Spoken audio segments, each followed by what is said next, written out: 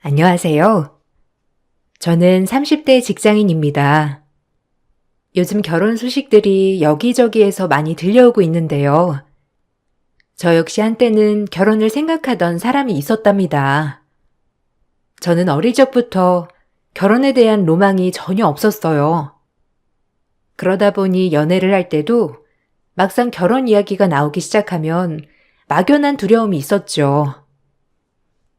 그렇게 30대 후반이 되면서까지 결혼에 대한 생각은 거의 하지 않았었습니다. 그러다가 제 생각이 바뀌게 된 것이 바로 남자친구를 만나면서부터였습니다. 남자친구는 제가 다니고 있는 회사 1층에 위치한 카페에서 만나게 되었습니다. 근처에서 근무를 하는지 자주 마주치게 되었고, 그러다가 남자친구가 저에게 호감을 보이게 되면서 연애를 시작하게 되었죠. 남자친구는 다정다감하고 따뜻한 사람이었습니다. 무엇보다 저와는 다르게 행복하고 화목해 보이는 가족관계에서 호감이 생겼던 것도 있었어요. 영민 씨는 형이 한 분 계시다고 했지? 결혼하셨다면서. 영민 씨 가족들은 다 같이 자주 만나는 것 같아. 그게 정말 신기해. 솔직히 우리 집은 다들 개인 생활이 바빠가지고 잘 못 모이거든. 근데 영민 씨 가족들은 서로 잘 만나고 연락도 자주 하는 것 같아서 신기하더라고. 거기다가 그게 나쁜 게 아니라 너무 좋아 보여. 영민 씨도 항상 어딜 가든 가족들을 많이 생각하는 것 같고. 그래? 좋게 봐주니 나도 고맙네. 우리 가족이 조금 유별난 것도 좀 있지. 사실 나는 당연하게 생각하면서 살아왔었는데 주변에 보니까 이렇게까지 하는 집은 거의 없는 것 같더라고. 그래도 가족들이 서로 잘 뭉치니까 나는 좋지. 형도 이제 결혼한 지 2년밖에 되지 않아가지고 사실 난 형수님은 아직 불편해. 자주 보면서 친해져야 하는데 형수님도 일을 하시니까 가족 모임에는 참석하기 어려우신 것 같더라고. 그래도 자주 만나면서 친해지려고 노력 중이야. 그래? 형수님도 바쁘시구나. 그래도 가족 모임에 강제성은 없는가 보다. 형수님은 어떤 분이셔? 저번에 보니까 그래도 영민 씨 생일 선물도 따로 챙겨주시고 세심하신 분이신 것 같은데 영민 씨는 형 이야기는 자주 해도 형수님 이야기는 별로 하지 않아서 궁금해. 형수님은 아직 성격을 잘 모르겠어. 집에서도 봐도 말을 많이 하시는 편은 아니신 것 같고 모임할 때도 매번 오시는 건 아니라서 잘 모르겠어. 형 말로는 진중하고 차분한 성격이라고 말하는데 몇 번 봤을 때는 약간 차가운 성격이라고 해야 하나? 좀 냉정한 면도 있는 것 같고 그랬거든. 어쨌든 형이 좀 해픈 성격이라 형수님 성격이 그러면 잘 맞을 수도 있겠지. 나도 아직 많이 본 적은 없으니 뭐라 말하기는 어렵네. 아, 그래? 나는 가족들끼리 자주 모이길래 형수님도 자주 오시는 줄 알았어. 어쨌든 영민 씨 집은 진짜 좋아 보인다. 항상 화목하고 그런 것 같아. 그런 집에서 커서 그런가? 영민 씨도 이렇게 여유롭고 행복하게 보이니까 진짜 환경이 중요하구나 싶기도 하고. 가족 모임을 갖긴 하지만 형수님한테는 강제성이 없지. 일하는 사람한테 억지로 참석하라 할 수도 없고 말이야. 어쨌든 이렇게 자주 만나는 게 수지 씨한테는 부담이 될 수도 있지만 그런 거 전혀 신경 안 써도 돼. 형수님도 지금까지 10번도 참석 안 해봤으니까 너무 부담 갖지 않아도 될 것 같아. 나중에 시간 될 때 한번 가족 모임 수지 씨가 참석을 해보면 좋을 것 같네. 그러면 어떤 분위기인지 알겠지. 남자친구는 가족 모임에 대해서 부담을 느끼지 않아도 된다는 말을 해주었습니다. 기회가 된다면 가족 모임에 같이 참석을 해보는 것도 좋을 것 같다는 말에 저는 남자친구의 가족 모임에 참석하겠다고 말을 했죠. 그렇지만 연애를 하면서 가족 모임에 참석하는 건 쉽지 않았고, 1년의 연애 끝에 결혼을 결심하고 난 후에 드디어 가족 모임에 참석을 하게 되었습니다. 먼저 시댁에 인사를 가게 되는 날, 저는 시댁에 처음 가보고 너무나 놀랐어요. 딱 봐도 으리으리한 집이 바로 남자친구의 집이었죠. 남자친구가 하고 다니는 것만 해도 여유로운 집이구나 생각은 했었지만 어느 정도 예상했던 것보다 시댁은 더욱더 잘 사는 집이었습니다. 식사를 준비하시는 도우미 이모님들이 계셨고 집 내부도 무척이나 크고 고급스러웠습니다. 처음 인사를 갔을 때 시부모님이 정말 반갑게 맞이해 주셨어요. 어머, 우리 영민이가 만난다는 분이시구나. 들었던 것보다 훨씬 예쁘시네요. 반가워요. 나는 영민이 엄마예요. 오늘 인사 온다고 해서 음식을 준비하긴 했는데 입맛에 맞을지는 모르겠네요. 너무 많이 준비를 하면 부담스러울 수도 있을 것 같아서 음식은 대부분 우리가 평소에 먹는 걸로 준비했어요. 오늘은 너무 부담 갖지 말고 가볍게 식사 자리라고 생각하고 편하게 있다가 가요. 안녕하세요. 영민 씨 여자친구 이수지라고 합니다. 어머님, 아버님 여러 번 뵙고 싶었는데 사실 기회가 없어서 아쉬웠어요. 그래도 이렇게 만나 뵙게 되어서 너무나 기쁩니다. 소소하지만 선물이에요. 꽃을 좋아하신다고 해서 제가 꽃을 준비해 왔어요. 어머, 이런 건 안 가지고 와도 괜찮은데. 어쨌든 고마워요. 내가 꽃 좋아하는 건 어떻게 알고? 화병에 꽂아야 되겠네. 어쩜 이렇게 싱싱한 아이들로 곱게 가지고 왔어요? 아직 음식은 준비하고 있어요. 영민이랑 위층에 올라가서 집 구경 좀 하고 있어요.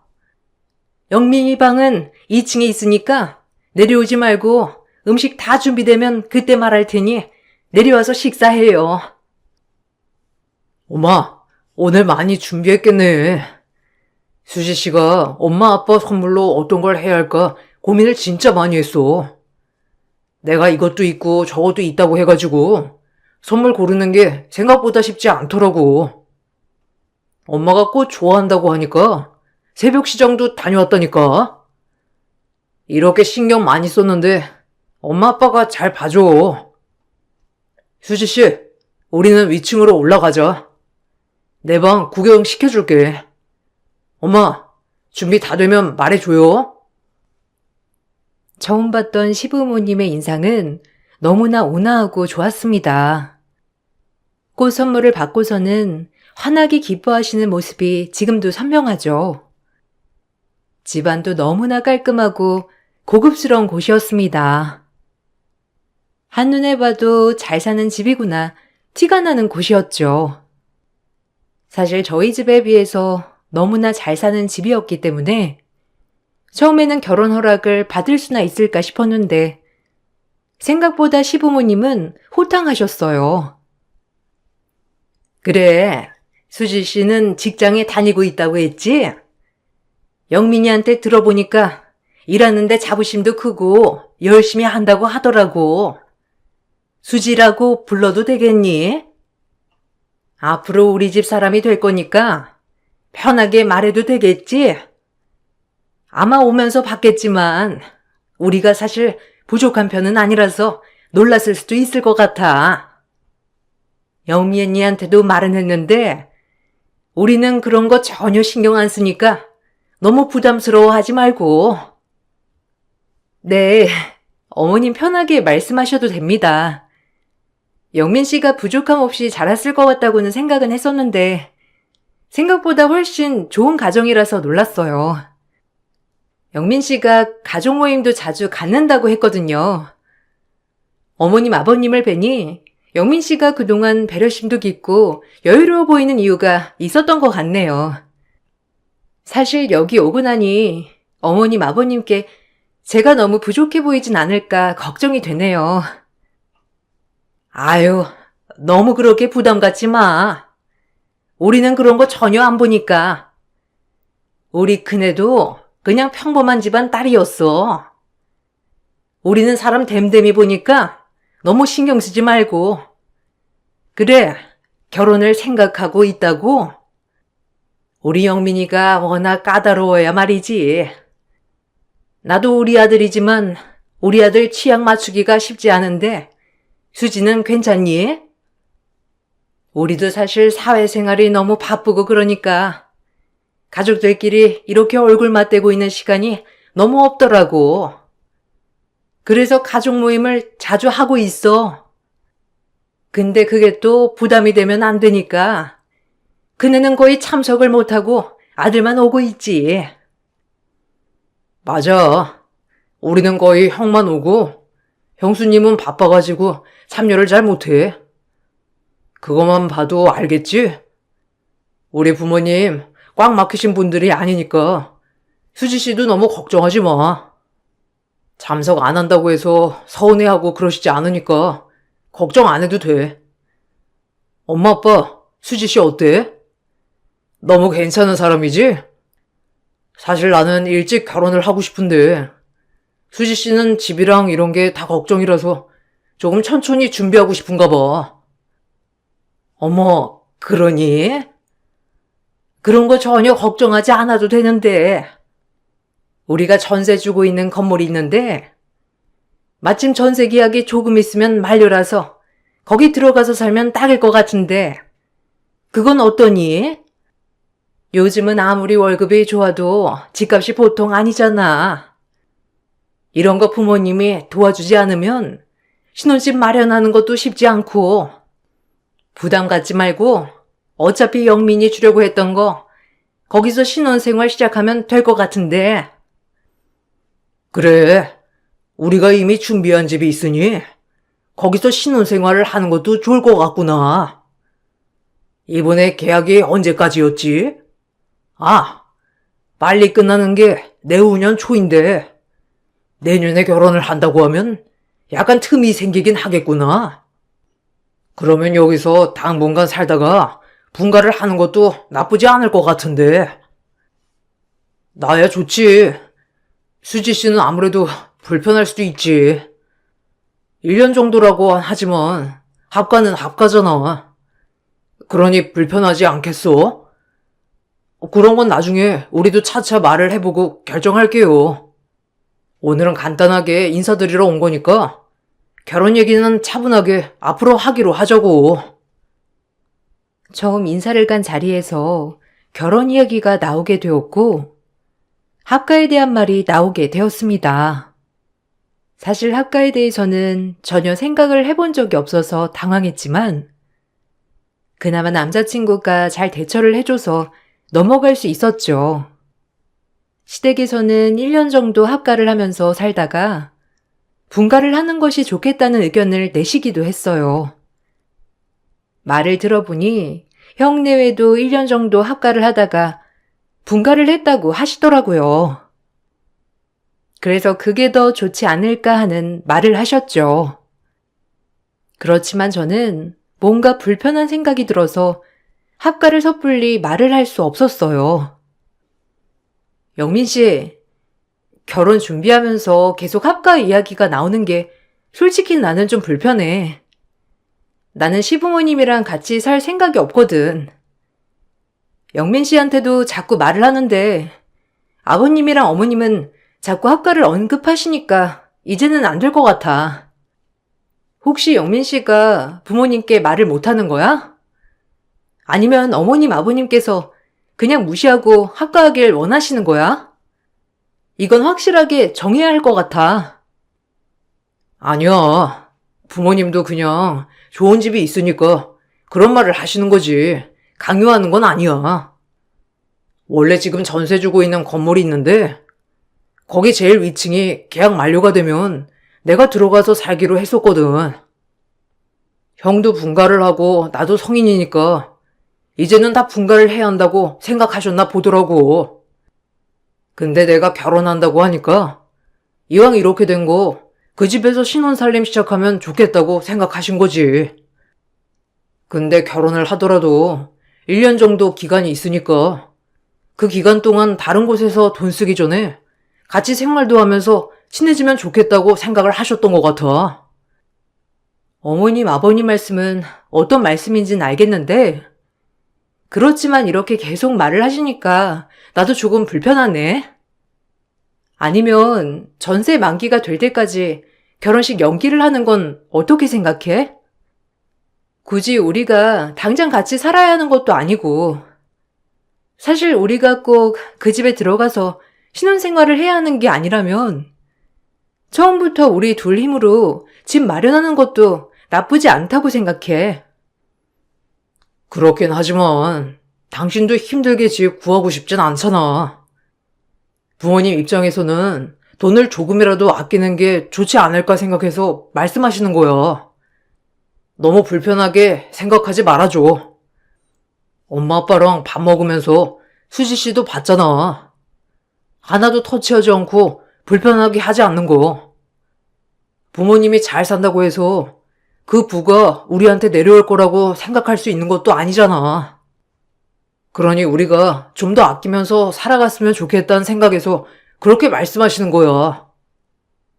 영민 씨 말이 어떤 말인지는 알지만 나는 왠지 모르게 불편한 생각이 드네. 어쨌든 나도 다시 한번 생각을 해볼게. 영민 씨도, 영민 씨 부모님도 좋은 의도로 말씀하신 거니까 영민 씨도 한번 다시 생각을 해보는 것도 좋을 것 같아. 결혼 전에는 아무리 편하다고 하더라도 결혼 후에는 살던 생활이 다르니까 서로 부딪힐 수도 있으니까 말이야. 시부모님께서는 너무나 좋으신 분들이셨지만 1년 동안 학가를 한다는 게 쉬운 결정은 아니었습니다. 증여받을 집이 있음에도 굳이 새로 집을 구한다는 것도 낭비일 수도 있겠다 생각도 들었죠. 저는 먼저 합가를 해봤던 형님의 생각도 들어보고 싶어 여러 번 형님과의 만남을 요청했지만 만남을 갖긴 어려웠어요. 형 내외와의 만남은 결혼을 결심하고 상견례를 치르기 바로 직전에야 성사가 될 수 있었습니다. 그런데 형님의 태도가 무척이나 냉랭했어요. 안녕하세요. 저는 영민 씨 여자친구 이수지라고 합니다. 말씀 많이 들었습니다. 잘 부탁드려요. 영민 씨랑 결혼 준비하면서 궁금한 점도 많이 있었는데 제가 여쭤보고 싶은 것들도 많아서요. 지난번에 시부모님을 만나 뵙고 왔어요. 다들 너무 인자하시고 좋으시더라고요. 너무 편하게 잘해주셔서 편하게 식사하고 왔어요. 그때 같이 봤으면 좋았을 걸 아쉬웠는데 이렇게 만나 뵙게 되니 너무 좋네요. 무슨 벌써부터 시부모님이에요? 식장 들어가기 전까지는 아무것도 모르는 게 결혼인데 벌써부터 그렇게 시부모님이라고 말할 필요는 없을 것 같네요. 사실 나도 결혼식 하고 나서 보면 되겠다고 생각했는데 하도 도련님이 한 번만 제발 시간 좀 내달라고 하길래 이렇게 나오게 된 거예요. 그리고 저한테는 잘 보일 필요 없으니까 부담 갖지 마세요. 아, 네, 그렇죠. 그래도 저는 결혼 전에 친하게 지내고 싶은 마음이 커요. 형님께서 일이 바쁘시다고 들었습니다. 이렇게 시간을 내주셔서 정말 감사합니다. 제가 영민 씨한테 형님 꼭 뵙고 싶다고 우겼거든요. 불편하셨다면 죄송해요. 미리 인사드리는 게 예의라고 생각을 했는데 다시 생각을 해보니 이런 자리가 불편하실 수도 있었겠네요. 제가 그렇게까지 깊게 생각을 못했습니다. 아니에요. 제가 너무 예민하게 반응했나 보네요. 그래도 도련님이 만나시는 분이 어떤 분이실지 정말 궁금했거든요. 어쨌든 저에게 잘 보일 필요는 없으니까 그건 참고하시고 오늘 자리는 가볍게 식사하는 자리로 하죠. 너무 깊은 말까지 하다 보면 불편할 수도 있으니까 같이 맛있는 음식만 먹고 자리 마무리하기로 해요. 형님은 생각보다 차가웠고 저에게 거리감을 두는 듯 했습니다. 앞에 두고서도 거리를 두는 말을 서슴없이 했지만 형이나 남자친구나 별말 없이 밥만 먹고 있는 모습을 보니 뭔가 이상하다 싶기도 하더라고요. 나중에 남자친구의 말로는 원래 성격이 그렇다고 해서 그렇게 지나가게 되었죠. 상견례 자리에서 양가 가족들이 모두 모여 식사를 하는 자리에서도 형님의 냉소는 여전했습니다. 사실 영민이가 언제 결혼을 할까 정말 많이 걱정했습니다. 우리 영민이가 생각보다 까다로운 애라 맞춰줄 애가 있을까 싶기도 했거든요. 그런데 수지를 보니까 우리 영민이랑 너무 잘 맞겠다 싶더라고요. 영민이가 까다로웠던 게 아니라 그동안 맞는 애를 못 만났던 것 같아요. 수지 부모님께는 너무나 죄송한 말씀입니다만 저는 수지 처음 봤을 때부터 제 딸 같은 느낌이었네요. 아유, 제 딸을 잘 봐주셔서 정말 감사합니다. 저도 솔직히 말씀드리자면 사돈댁이 워낙 탄탄하다고 소문난 집안이라 저희 집이 성에 차실지 모르겠다는 생각이 많이 들었었어요. 그런데 결혼 허락도 먼저 해주시고 결혼 준비까지 다 해주신다는 말에 놀랐습니다. 저희는 너무나 감사하죠. 아이고, 아닙니다. 조금 더 여유로운 쪽에서 준비를 하면 수월하고 좋죠. 결혼이라는 게 사실 준비해야 할 게 워낙 많지 않습니까? 제가 일을 하고 있는 게 아니니 시간적으로도 여유가 있어서 제가 준비를 도와주겠다고 한 겁니다. 사부인께서는 지금도 현직에서 일을 하시고 계시니 아무래도 신경을 쓰시기가 쉽지 않는 게 사실이잖아요. 아, 그리고 저희가 애들한테는 여러 번 말을 꺼냈었는데 애들이 워낙 불편해해서 말입니다. 사부인 사돈어른과 한번 의논을 해보려고 하는데요. 저희가 전세 주고 있는 건물이 내후년에 계약이 끝납니다. 그 후에 들어가 살면 좋을 것 같은데 애들은 그냥 다른 곳에서 살겠다고 하는 바람에 저희가 고민 중입니다. 저희 생각으로는 그냥 따로 집 구하는 비용 들지 않고 저희 집에서 합가를 하다가 분가하는 게 어떤가 싶은데요. 아, 사부인, 저도 그 말은 들었습니다. 제 생각에도 1년 정도면 합가를 해도 괜찮을 것 같다 생각을 했었는데 솔직히 요즘 애들은 생각이 저희랑 다르죠. 저도 여러 번 말은 했지만 애들 생각도 워낙 완강해서 애들 집 구하는 비용은 저희 쪽에서 부담하겠습니다. 저희가 아무리 바라는 일이라 하더라도 결혼 당사자들이 바라지 않으면 그게 잘 안 되더라고요.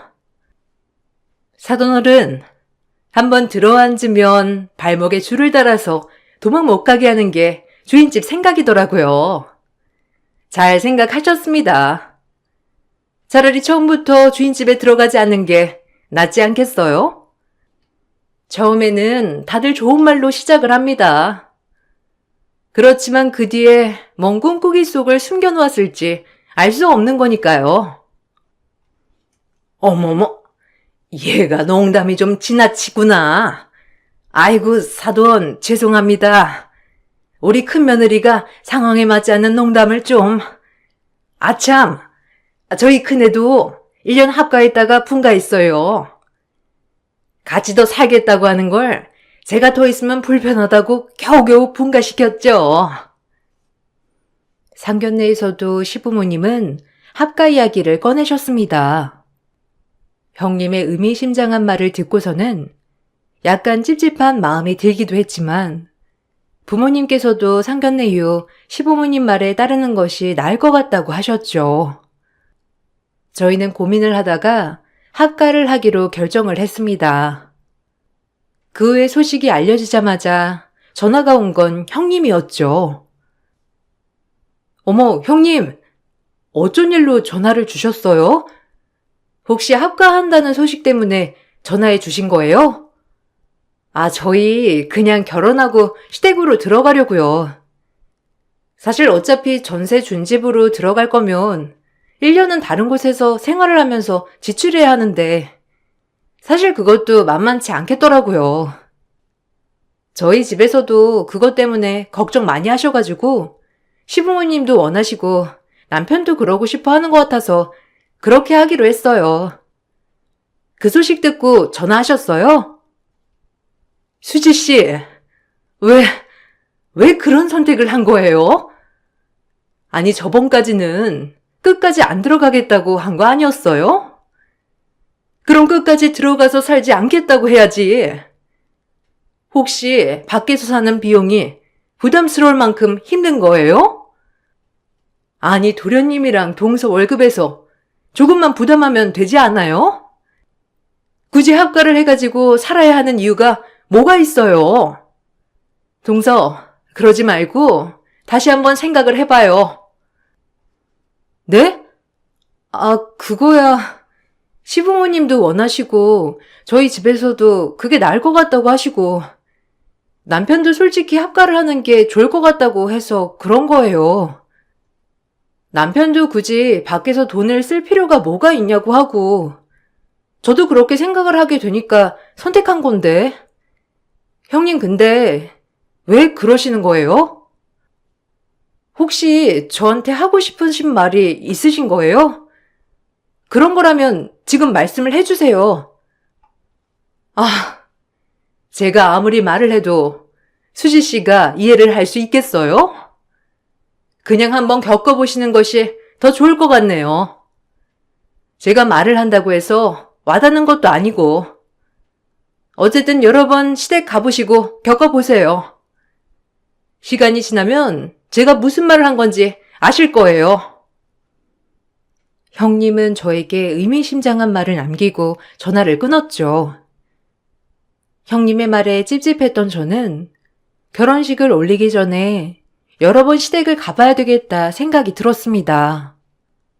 그렇게 일주일에 적어도 한 번은 시댁에 들려 같이 밥을 먹곤 했지만 시부모님은 평소와 다름없이 늘 저를 배려해주면서 생각을 해주셨고 결혼식이 2달도 채 남지 않은 시간 동안 여러 번 방문을 해도 수저 하나 놓지 않게 하셨어요. 슬쩍 남자친구에게 물어보니 형님이 평소에 의심이 심하다면서 신경 쓰지 말라는 말만 했죠. 그렇게 결혼이 2달도 채 남지 않은 시점에서 어느 날 갑자기 어머님께서 저에게 연락을 해 오시곤 같이 모임 때 먹을 식사를 준비하자고 하시더라고요. 원래는 도우미 이모들이 음식을 준비해 주셨지만 그날은 형님과 저 어머님만 음식을 준비하게 된 날이었어요. 형님은 식사를 준비하던 중에도 저에게 자꾸만 눈치를 주셨어요. 요즘 계속 여기 와서 저녁 먹고 간다면서요? 뭔가 느낀 건 없었어요? 이쯤 되면 뭔가 느낀 게 있을 것 같은데. 수지 씨는 원래도 이렇게 그냥 둥글둥글 넘어가는 편이에요? 아니면 다른 사람 말에 귀 기울이지 않는 편인가? 사실 오늘 이렇게 식사 준비하러 올 거란 생각은 못했어요. 이미 나가 떨어지면 떨어졌을 거란 생각을 했는데. 근데 여기까지 온 걸 보니까 아직까지도 모르는 모양이네요. 네? 형님, 자꾸 어떤 걸 말씀하시는지 저는 전혀 모르겠어요. 혹시 제가 형님께 잘못한 게 있나요? 혹시 제가 마음에 들지 않으신 거예요? 제가 실수한 게 있다면 말을 해주세요. 아무런 말도 없이 그냥 이렇게 불편해하시고 벽을 두시니까 제가 어떻게 해야 할지 모르겠어요. 오늘도 형님이랑 같이 음식 준비를 한다고 하길래 형님이랑 대화를 좀 해보려고 온 거예요. 수지 씨, 이 결혼 절대 하시면 안 돼요. 내가 정말 내 여동생 같아서 하는 말이에요. 여기 집안 사람들 지금 다 연기하고 있어요. 나도 여기서 1년 살았는데 10년 산 것처럼 병 없고 분가했어요. 이 말 못 들었어요? 지금 내가 하는 말 똑똑히 들어요. 지금까지 몇 개월 동안 연기한 거 보고 홀딱 넘어간 것 같은데 절대 아니에요. 정 궁금하면 이거 빨리 갈라봐요. 네? 지금 무슨 소리를 하시는 거예요? 어머님, 아버님 다 저한테 불편한 거 없이 잘해주셨고 지금까지 설거지나 밥상 차리는 거 하나 저한테 시키신 적도 없어요. 오히려 영민 씨 데리고 가서 일 시키면 시키셨지. 저한테 그런 건 없으셨다고요. 잔소리도 한 번을 안 하셨는데 지금 무슨 소리를 하시는 거예요? 일단 제 말을 못 믿겠으면 다른 거 하지 말고 이거 동그랑땡 한번 두동강 내보세요. 그러면 내가 무슨 말 하고 있는지 알 수 있으니까. 이거 보고서도 수지 씨 마음이 안 변하면 그건 수지 씨 인생이니 앞으로는 상관 안 할게요. 그러니 한 번만 해보세요. 형님은 멀쩡하게 잘 빚어진 동그랑땡을 갑자기 두동강 내라며 말을 했습니다. 제가 주저하고 있자 형님은 어머님이 보지 않는 틈을 타 제 손을 잡고 동그랑땡을 뭉개기 시작했죠. 음식이 잘 되어가고 있는지 보러 주방으로 들어온 시모는 두동강 난 동그랑땡을 보고선 얼굴이 한순간에 구겨졌어요. 그 뒤로 얼굴이 새빨개진 채 고래고래 소리를 지르기 시작하셨습니다. 아니, 이게 다 뭐야? 수지야, 수지 네가 이렇게 한 거니? 아니, 이 음식을 어떻게 이렇게 할 수 있어? 너 정말 엉망진창이구나. 아무리 해오는 게 없이 몸만 들어온다고 하더라도 그러면 염치가 있어야지. 음식까지 이렇게 망쳐놓니? 음식 하나 시킨 게 그렇게 억울해서 이렇게 망쳐놓아?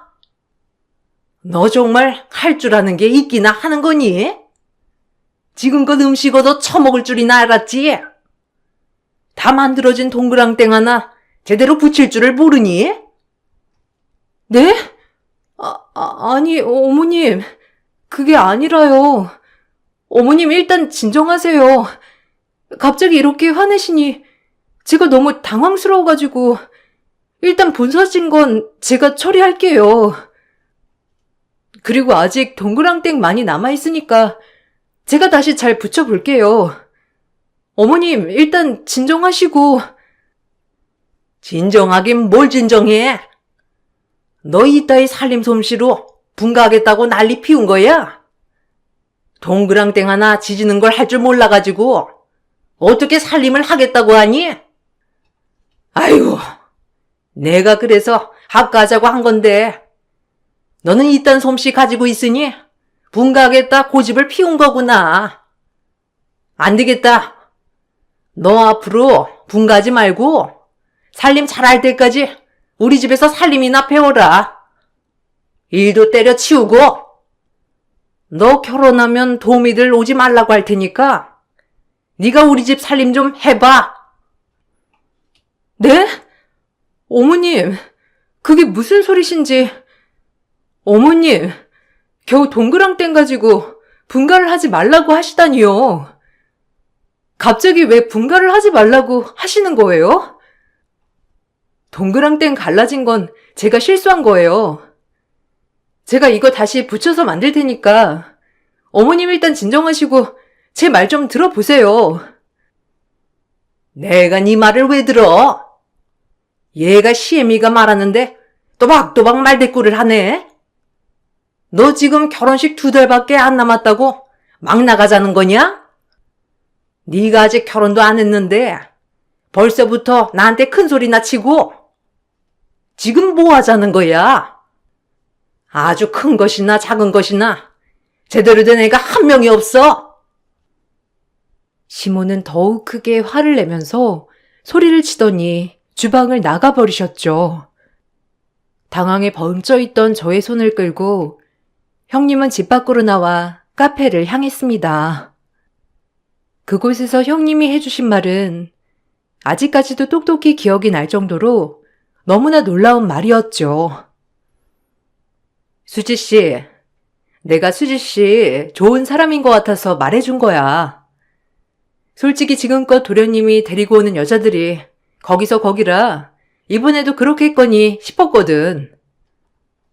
근데 한번 만난 수지 씨가 너무 좋은 사람이라서 내가 기회를 주고 싶었어. 시어머니 봤지? 저거 빙산의 일각이야. 나 시집살이 1년 당하고 속병 생겨서 남편이랑 이혼하겠다고 선언하고 집 나온 거야. 분가 시켜준 거 아니라고. 남편이 매일 찾아와 사과하고 집이랑 연 끊겠다고 해서 남편이랑은 아직 살고 있는 거고. 그런데 도련님 결혼할 때는 그래도 참석해야 하는 게 도리 아니냐고 해서 그냥 몇 번 간 것뿐이야. 네? 그런데 지금까지 저한테 너무 잘해주셨는데요. 한 번도 저렇게 화를 내시거나 그러신 적 없으세요. 분간도 처음에는 합가를 하자고 하셨지만 나중에 저희가 따로 살겠다고 하면 그러라고 하셨었고요. 의견이 맞지 않으실 때도 항상 차분하게 말해주셨고 서운한 일에도 괜찮다고 해주셨는데 지금까지 저런 모습 한 번도 본 적 없어요. 그래, 그러니까 연기했다는 거잖아. 분가하겠다고 한 거 알겠다고 했다 그랬지? 그거 다 연기야. 결국에는 상견례 자리에서 시부모 뜻 다 밝히고 자기가 생각한 대로 흘러가게 만들었잖아. 그런 사람들이라고. 시어머니 음식에 엄청 예민해. 그래서 플레이팅 깔끔하게 안 하면 접시까지 던지고 난리 나. 도우미들도 여러 번 바뀐 거 보면 모르겠어? 수지 씨 합가했으면 도우미들 내보내고 수지 씨한테 집안 살림 다 맡겼을 거야. 그거 제대로 못하면 일 그만두라고 난리 피웠을 거고. 점점 수지 씨 고립해서 분가도 못하게 했을 거라고. 근데 처음에는 왜 이렇게 말씀을 해주지 않으셨어요? 이런 말이 없으셔서 저는 절 마음에 들어하지 않으셔가지고 그러신 줄 알았어요. 형님이 저를 싫어하셔서 그런 줄 알았어요. 너무 차갑게 말씀을 하셔가지고 저를 싫어하고 마음에 들지 않아가지고 그러나 싶었죠. 저 사람들 맘먹고 속이려고 연기하는데 내가 처음부터 수지 씨한테 말하면 믿었겠어? 그 집에서는 이미 나를 정신병 있는 사람으로 취급하는데 말이야. 수지 씨도 도련님한테 들었을 거 아니야. 아마 내가 처음부터 말했으면 수지 씨 도련님한테 물어봤을 테고 시댁에서도 이런 거 다 알았겠지. 그럼 더 꽁꽁 숨겨서 결혼시키려고 했을 거야. 그 재력가 집안에서 결혼 비용까지 다 대가면서 결혼시키는 이유가 뭐겠어? 그나마 지금 결혼식도 얼마 안 남았고 이제 그 집 식구로 들어온다고 생각을 해서 시어머니가 본 모습 보여준 걸 다행이라고 생각해. 형님은 그동안 합가를 하면서 시달린 시집살이를 모두 말해주었죠. 형님이 받았던 시집살이는 마치 영화나 드라마에서 나온 것처럼 말도 안 되는 일들이 많았어요. 형님 역시 평범한 집안에서 시집을 갔었는데 그때도 저처럼 모든 결혼 비용을 다 대주겠다고 했던 상황이었죠. 그러다 보니 형님도 알게 모르게 위축이 되었었고 합가를 한 이후에는 형님을 은근히 무시를 하면서 모든 집안 살림을 맡겼다고 하더라고요. 거기다가 잘 해내지 못하면 온갖 폭언에 물건까지 던지면서 위협을 하는 등 여러 가지 일들이 많았다고 해요. 결국 결혼 1년 만에 참지 못하고 집을 나왔지만 남자친구의 형이 울며불며 헤어질 수 없다고 해서 연을 끊다시피 하고 나왔던 거였어요. 그렇게 1년이 지나고 난 후에 남자친구가 저를 데리고 가니 시부모님은 부랴부랴 형님에게 사과를 하고 몇 번만 참석을 해달라 사정을 했던 것이었죠. 그렇지만 본성은 바뀌지 않았다는 걸 형님은 알아차렸고 저에게 기회를 준 것이었습니다. 몇 시간 지나고 남자친구는 저에게 연락이 왔어요. 수지씨, 어디야? 엄마가 수지씨한테 화냈어? 엄마가 요즘 좀 예민해서 그래. 형수님이 데리고 나가서 쓸데없는 말 안 했지? 수지씨, 그거 다 믿지 마. 형수님, 지금 우울증 약 먹고 있어가지고 요새 이상한 말 많이 한다고 하더라고. 형수님이 별말 안 했어? 무슨 말 했던지 그 말 다 믿으면 안 돼. 뭐가?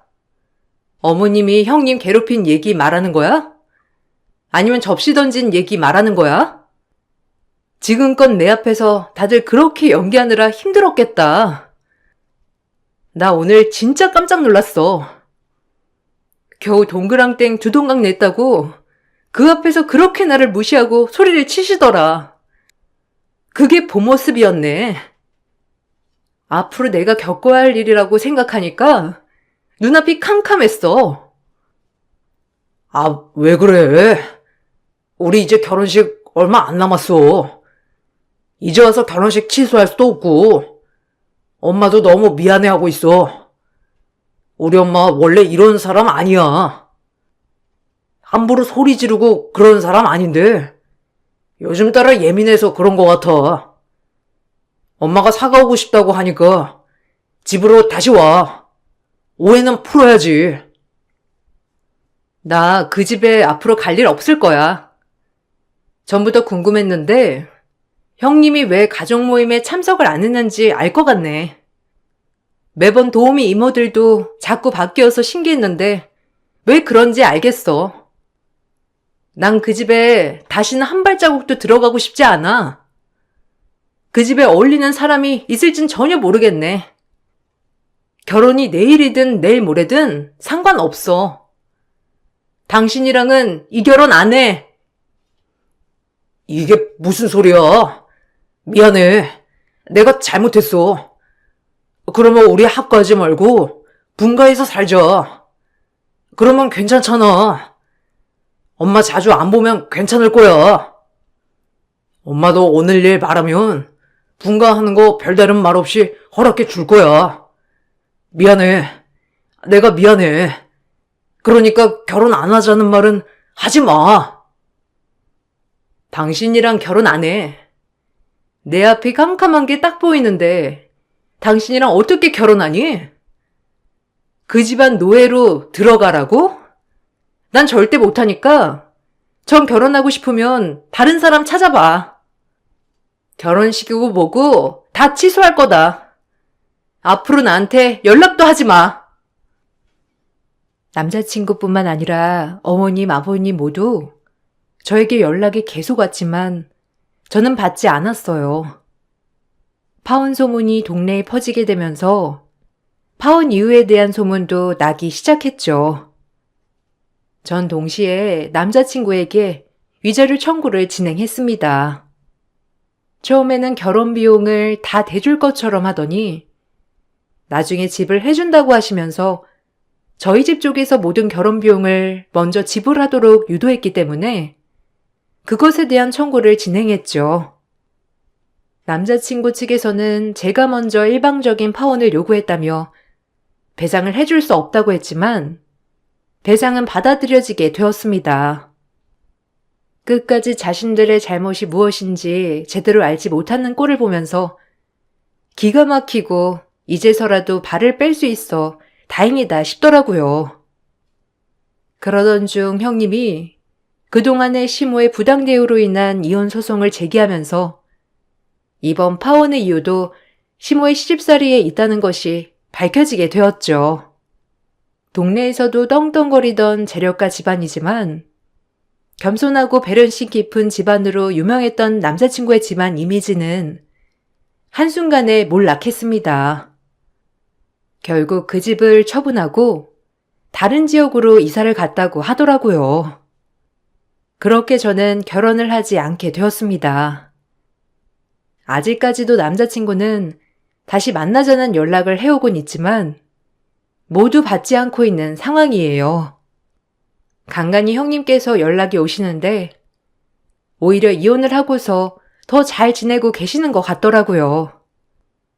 파혼의 쓰라림은 있었지만 인생 수업 받았다고 생각하고 앞으로는 잘 살아보려고요. 제 긴 사연 들어주셔서 감사합니다. 여러분들의 인생 수업은 언제였었나요? 모두들 행복하시길 바랄게요. 안녕하세요. 저는 종로에 살고 있는 41살 남자입니다. 얼마 전 저에게 믿을 수 없는 일이 일어나면서 그동안 아내와의 결혼 생활을 후회할 정도로 충격적인 사건이 제 앞에 펼쳐지고 말았어요. 결혼 생활한 지는 10년 정도 되었는데요. 연애 후 결혼하는 기간까지 언제나 밝은 모습만 보여주었던 아내가 언제부터인가 얼굴에 그늘진 모습이 가득했었어요. 그때의 시점이 아마 5년차 정도 되었을 거예요. 말하지 못할 고민거리들이 있는 것 같아 남편으로서 당연히 물어봤었죠. 하지만 돌아오는 대답은 별일 아니니 신경 쓰지 말라는 답변이었어요. 그동안 아내의 성격을 보면 무슨 일이 생기거나 해결하지 못하는 고민거리들이 있을 때 저에게 도움을 요청했었는데 어느 순간부터 대화 자체도 줄어들고 예전 같지 않은 모습을 보여줬습니다. 부부는 숨김없이 살아야 된다는 생각 때문인지 저 또한 아내의 행동에 점점 불만이 생기게 되었어요. 참다 못한 저는 결국 잘못한 게 있으면 행동을 고치든지 할 테니 무엇을 숨기고 있는지 대답해달라며 아내의 얼굴 앞에서 소리를 질러버렸어요. 하지만 돌아오는 대답은 없었고 혼자서 많은 고민에 빠져 있었네요. 당신 나랑 결혼 생활하는 게 마음에 들지 않아서 이혼이라도 하려고 이런 식으로 행동을 계속해서 보이는 거야? 도대체 무슨 일인데 입을 꾹 닫고 말도 안 하는 건데? 불만 있으면 말로 풀어서 해결하면 되는 거잖아. 내가 알면 안 되는 거라도 있는 거야? 몇 달간 지금 이게 뭐 하는 짓이야? 어느 정도껏 해야지. 이건 선을 넘어도 한참 넘은 행동이라고. 이제는 당신이 나를 사랑하고 있는지조차 의심이 들 정도야. 이럴 거면 도대체 왜 결혼을 한 거야? 왜? 내가 바람이라도 필까봐 걱정돼? 당신에게 말할 수 있는 일들이 있고 말하지 못할 고민거리가 있을 수도 있는 거야. 부부라고 모든 걸 터놓고 대화를 이어나갈 수 없다고. 나중에 때가 되면 전부 설명할 테니까 지금은 그냥 나 좀 내버려둬. 상처를 받은 것도 저고 기분이 좋지 않은 것도 저인데 되려 목소리를 높인 건 아내였어요. 거기에 더해 아내는 집에 들어오는 시간 또한 점점 늦어지면서 얼굴은 페인이 되어가고 있었어요. 도대체 무얼 하는지 알 수 없어 사람을 붙여서 뒷조사를 해야 할 것 같아 꽤 많은 돈을 들여 집을 나서는 순간부터 들어오는 시간까지 미행을 붙여 감시했어요. 그 뒤로 특이사항이 있을 때마다 아내의 일거수일투족 모든 행동들을 보고받았습니다. 그런데 같이 맞벌이를 해오던 아내는 눈에 띌 만한 모습은 보여준 적이 없었어요. 분명 무언가를 숨기고 있는 것 같은데 쉽게 밝혀내지 못해 혼자서 끙끙 앓고 있는 상황이었죠. 그렇게 며칠의 시간이 지나고 사진 한 장이 문자로 날라와 확인을 해보니 아내가 저희 집으로 들어가는 모습이 포착이 되었어요. 저에게 단 한마디도 한 적 없었기 때문에 좀 이상하다 생각했었습니다. 그래서 부모님께 전화를 해봤지만 제 전화는 받지 않더군요. 당연히 그 뒤로 아내에게 다시 전화를 걸었고 마찬가지로 안 받았네요. 갑자기 부모님 집을 급습한다고 해서 제가 원하는 답을 얻을 수 있는 것도 아닌 것 같아 아내가 집으로 돌아오기만 기다리고 있었어요. 그렇게 늦은 저녁이 돼서야 현관문을 열며 들어온 아내에게 어디 갔다 왔냐고 물어봤지만 제 말은 무시하고 방 안으로 들어가 버렸습니다. 화가 머리끝까지 치밀어 올라 방문을 박차고 누워있는 아내를 일으켜 세웠네요. 짜증 섞인 표정으로 저를 바라보더니 피곤하다며 건들지 말라고 이불을 덮어 버리더군요. 당장 안 일어나? 지금이 몇 시인데 이제 들어와? 당신 왜 이렇게 변한 거야? 어디 가서 뭐 하고 있었는지 전부 다 말해. 일하다 바쁘면 연락을 받지 못하는 상황도 생기는 거지. 그런 것조차 일일이 당신에게 말을 해야 되는 거야? 오늘 야근해서 힘드니까 건들지 말아줄래? 그리고 우리 결혼한 지 5년 넘었어. 언제까지 연애 때 감정을 가지고 있을 건데? 제발 징징 좀 거리지 마. 우리 한두 살 먹은 나이 아니야. 사소한 거 하나하나 전부 터놓고 말할 필요 없다고. 잘 거 아니면 그만 나가줘. 나 내일 일찍 출근해야 돼서 빨리 자야 돼. 집에서만큼은 쉬게끔 해줘라. 우리가 왜 이렇게 됐는지 나는 이해할 수가 없고 하루아침에 바뀐 당신 성격이 적응이 되지 않아. 너무 혼란스러워. 하루 종일 각자 사회에서 힘들게 일하고 집에서 잠깐 얼굴 보는 건데 그것마저 싫다면 앞으로의 우리 앞날이 중요할까? 아내는 더 이상 대화하기 싫다는 표정을 보이더니 이불을 덮어 버렸어요.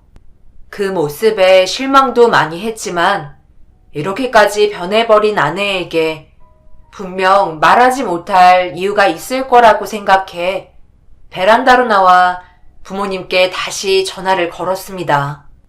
아내가 부모님 집으로 들어가는 사진을 다시 바라보면서 어머니가 전화를 받기만 기다리고 있던 도중 주무시다 깨신 듯 불편한 목소리로 왜 전화했냐며 물어보셨습니다. 그래서 아내가 요즘 부모님 집에 자주 왔다 갔다 하는지 여쭤보자 어머니는 목소리 하나 안 변하고 사진에 있던 상황과는 전혀 다른 대답을 해주셨네요. 당연히 예상하지 못한 답변으로 되돌아와서 당황스러웠죠. 침착하게 다시 되물어봤지만 역시나 같은 대답을 주시면서 피곤하시다며 날이 밝으면 다시 통화하자는 불만 섞인 말투로 화를 내시곤 전화를 끊으셨어요. 어이가 없었고 너무 당황스러워 아내가 부모님 집으로 들어가는 장면을 찍은 사진을 한참 동안 바라봤습니다. 그날 잠 한숨 못 자고 많은 고민에 빠져 있었어요.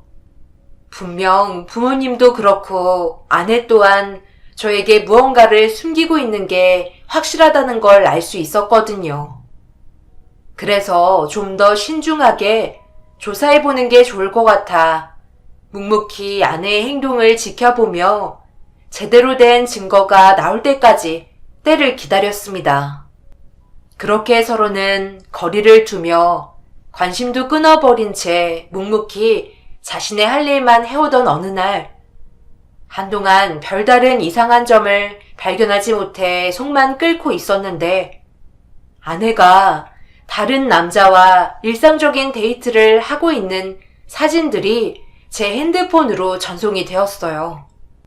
사진 속의 아내는 저와 함께 있었을 때와 다르게 행복한 얼굴 표정을 보여주고 있었습니다. 엄청난 충격을 안겨준 장면들에 너무 놀라 도저히 맨정신으로는 버틸 수 없어 그날 집으로 들어가지 않았어요. 단둘이 집안에 있게 되면 분명 돌이킬 수 없는 충격적인 결과를 가져올지도 몰라 화를 삭히기 위해 들어가지 않았습니다. 그렇게 술집에 앉아 몇 번이나 아내와 의문의 남자의 사진을 바라보며 슬픔에 빠져 있었어요. 허파에 바람이 든 사람처럼 뭐가 그리 좋아서 웃고 있는지 도저히 이해할 수가 없겠더라고요. 1차적인 증거를 확보한 상태에서 더 확실한 증거를 원한다며 추가적으로 돈을 더 줄 테니 좀 더 제대로 된 사진들을 달라고 요청했어요. 그런데 아내가 어느 정도 눈치를 챈 것 마냥 행동을 보였다는 말을 듣게 되었습니다. 느낌이 이상했는지 반복해서 뒤를 돌아봤다며 당분간은 조심하는 게 좋을 것 같아 시간을 두고 천천히 접근하는 게 좋을 것 같다는 답변으로 되돌아왔어요. 그렇게 나를 꼬박 세운 뒤 집으로 들어가니 주말이라 그런지 외출을 하지 않고 방에서 잠을 자고 있더라고요. 저와 마주치지 않길 간절히 바랬지만 미행을 붙였다는 걸 모르는 아내가 집에 들어와 자고 있는 건 당연했어요. 하지만 술을 머리끝까지 퍼마셨던 저는 이미 제 의지대로 몸이 컨트롤되는 상황이 아니었기 때문에 자고 있는 아내를 강하게 흔들어 깨웠습니다. 정신 나갔어? 왜 깨우고 그래? 술 먹었으면 곱게 누워 자. 대화하고 싶으면 맨정신으로 다시 왔으면 좋겠어. 넌 내가 우스워? 뭐가 그리 당당한 거야? 나한테 할 말 없어. 나는 지금 기회를 주고 있는 거야. 변명할 수 있는 기회를 주는 거라고. 내가 언제까지 당신의 무책임한 행동에 대해 이해를 해줄 거라 생각한 거야? 착각하지 마. 나는 그렇게 마음이 넓은 사람이 아니라고. 2번 다시 말하지 않게 해줘. 마지막 기회야. 어제 퇴근하고 뭐 했어? 왜 생사람 잡고 난리야? 뭘 하긴 뭐래. 당연히 퇴근하고 집에 들어왔지. 당신이야말로 이상하네. 어제 뭐 했길래 외박까지 한 거야? 내가 결혼하고 나서 한 번이라도 외박하는 거 봤어? 철없는 행동은 연애할 때나 지금이나 변한 게 없구나. 뻔뻔한 표정으로 저를 바라보고 있던 아내에게 더 이상 참을 수 없는 분노는 제 의지와 상관없이 손을 움직이게 만들었어요. 결국 아내의 얼굴에 손이 올라가게 되면서 집안은 순간적으로 정적이 흘러버렸습니다. 처음 저질러버린 일이라 손이 심하게 떨려왔고 얼굴을 부여잡던 아내는 눈물을 흘리더니 갑자기 짐을 챙기기 시작했어요. 이미 선을 넘어버렸기 때문에 저 또한 더 이상은 말리고 싶은 마음도 없어 짐을 싸고 있는 아내를 그냥 바라만 보고 있었네요. 조만간 이혼하자며 현관문을 박차고 나가는 아내에게 동네가 떠나갈 정도로 소리를 지르곤 아내가 나가자마자 문을 걸어 잠궈버렸습니다. 가봤자 처가에 갔을 게 뻔할 것 같아 어느 정도 시간이 흐른 뒤 장모님에게 전화를 걸었어요. 그리고 예상치 못한 답변으로 돌아왔네요. 장모님, 미정이 지금 같이 있나요? 전화를 받지 않아서요. 아직 해결하지 못한 일들이 몇 개 남았거든요. 자네, 미정이와 안 좋은 일이 있었던 거야? 말투가 왜 이렇게 공격적이야? 미정이 여기 없으니 전화 끊게. 장모는 상당히 당황한 듯한 목소리로 혼자서 흥분을 하셨어요.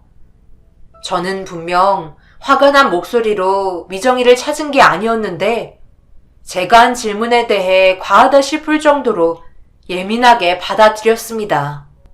이미 어느 정도 눈치를 채고 있었는지 더 이상의 대화는 단절시켰고 전화를 끊어버리셨네요. 다시 전화를 걸어봤지만 받지를 않아 좀 더 시간을 두고 해결을 해야 할 것 같았어요. 갑작스럽게 집을 나가버린 탓에 미행을 붙일 수도 없던 상태였죠. 그런데 아내의 돌발 행동은 생각보다 오랜 시간 지속이 되면서 저를 점점 불안하게 만들었어요. 아내가 있을 만한 곳은 전부 다 전화를 해봤지만 찾을 수가 없어 정신적으로 많이 힘이 들어 상당히 괴로운 순간들을 겪고 있었어요. 미정이가 없어졌는데도 양가 집안은 어떠한 움직임조차 보여주지 않았고 불안에 떨고 있지도 않았습니다. 도저히 이해가 되지 않아 처갓댁에 찾아가 문을 두드리며 대화 좀 하자며 소리를 질렀습니다. 그러자 현관문을 열고 모습을 보여주신 장인이 동네 창피하게 호들갑 떤다며 제 멱살을 잡더니 집 안으로 내동댕이 친 뒤 소리를 질러댔어요. 나는 자네가 여기에 무슨 자격으로 온 건지 도저히 이해가 되지 않네. 도대체 무슨 말을 듣고 싶은 겐가? 내 딸을 왜 우리 집에서 찾느냔 말이야. 당연히 자네 옆에 있어야 하는 게 맞는 거 아니야? 둘이 저지른 문제를 왜 우리한테서 해결책을 찾으려는 건데? 내가 미정이랑 결혼하기 전에 뭐라고 그랬나? 내 딸 얼굴에 눈물 안 흘리게 부탁까지 하지 않았나? 그런데 지금 보게. 이게 정상적인 결혼 생활이라고 생각해? 자네야말로 무엇을 숨기고 있는 겐가? 아버님, 제가 숨길 게 뭐가 있겠어요? 지금까지 미정이와 함께 살면서 눈 돌린 적도 없이 결혼 생활 잘하고 있었는데 언제부터인가 갑자기 바뀐 건 미정이라고요. 그리고 이거 보세요. 그동안 함께 지내면서 계속 의심되는 행동을 보이길래 미행을 붙인 뒤로부터 저에게 전송된 사진들이에요. 저 말고 다른 남자와 시간을 보내고 있는 모습이 포착되었는데 제가 눈이 안 돌겠어요? 갑자기 변화된 행동들은 이 사진에 담겨있는 두 사람의 관계가 형성된 이후부터 시작됐다고 생각했어요. 그래서 미정이와 다투게 되었고 결국 지금의 사태까지 오게 된 건데 제가 도대체 뭘 잘못했길래 욕을 먹어야 하는 거죠? 자네가 남편의 역할을 잘못했기 때문에 그렇겠지. 그런 것까지 내가 하나하나 짚어줘야 되는 거야? 어찌됐든 결과적으로 내 딸은 자네와 살고 싶지 않아서 집을 나간 거니? 그에 따른 잘못은 누가 더 크겠나? 더 이상 우리한테 찾아와서 미정이가 어디 갔냐고 물어보지 말게. 자네가 엎지른 물은 알아서 주워 담고 해결하게. 나는 더 이상 할 말 없으니 두 번 다시 찾아오지도 말고 연락조차 안 했으면 좋겠네. 뭘 그리 멀뚱히 쳐다보고 있어? 당장 나가라고. 장인은 분노에 찬 눈빛으로 저를 바라보며 난리를 치셨고 그 옆에서 장모 또한 팔짱을 낀 채 째려보고 있었습니다. 결국 아무것도 얻지 못하고 욕만 한 바가지 먹은 채 집으로 돌아오게 되었네요. 그렇게 아내의 얼굴을 못 본 지 한 달이 넘어갈 시점부터 극도의 불안감으로 인해 아무것도 손에 잡히지 않았어요. 그리고 제가 했던 과거의 행동들에 대해 어느 순간부터 후회를 하고 있더라고요. 매일같이 술에 의지한 채 오락가락하게 된 정신은 바로잡기가 너무 힘이 들었어요. 하루는 아내의 걱정에 눈물이 흐를 때도 있었고 또 하루는 사진 속에 있던 남자와 따로 살림을 차려 행복하게 살고 있는 모습을 상상하니 너무나도 괴로워 정상적인 생활을 아예 할 수가 없었네요. 제가 폐인이 되어버리자 부모님께서 걱정이 되셨는지 저희 집으로 찾아오셨어요. 어머니는 집안에 발을 들여놓자마자 비명을 질렀고 쑥대밭이 되어버린 집을 정리하셨습니다. 아버지는 저를 한참 동안 바라보고 있더니 한심하다는 듯 표정을 지으며 쓴소리를 뱉으셨는데 술이 확 깰 정도로 소름이 돋는 한마디에 엄청난 충격을 받아 정신을 차릴 수밖에 없었어요. 나는 처음부터 미정이 걔가 별로 좋아 보이지 않았단다. 그런데 이거 봐봐라. 결국 다른 남자한테 눈이 팔려서 집에 돌아오지 않고 있잖아. 너도 더 이상의 미련은 버리고 새 출발해라. 여자가 한두 명도 아닌데 왜 이렇게 한심한 행동을 하고 있는 거야? 너희들은 그냥 인연이 아니었던 것 뿐이야. 실종신고도 했다며? 결국 이 문제는 이혼 사유에 해당되기 때문에 크게 걱정하지 말거라.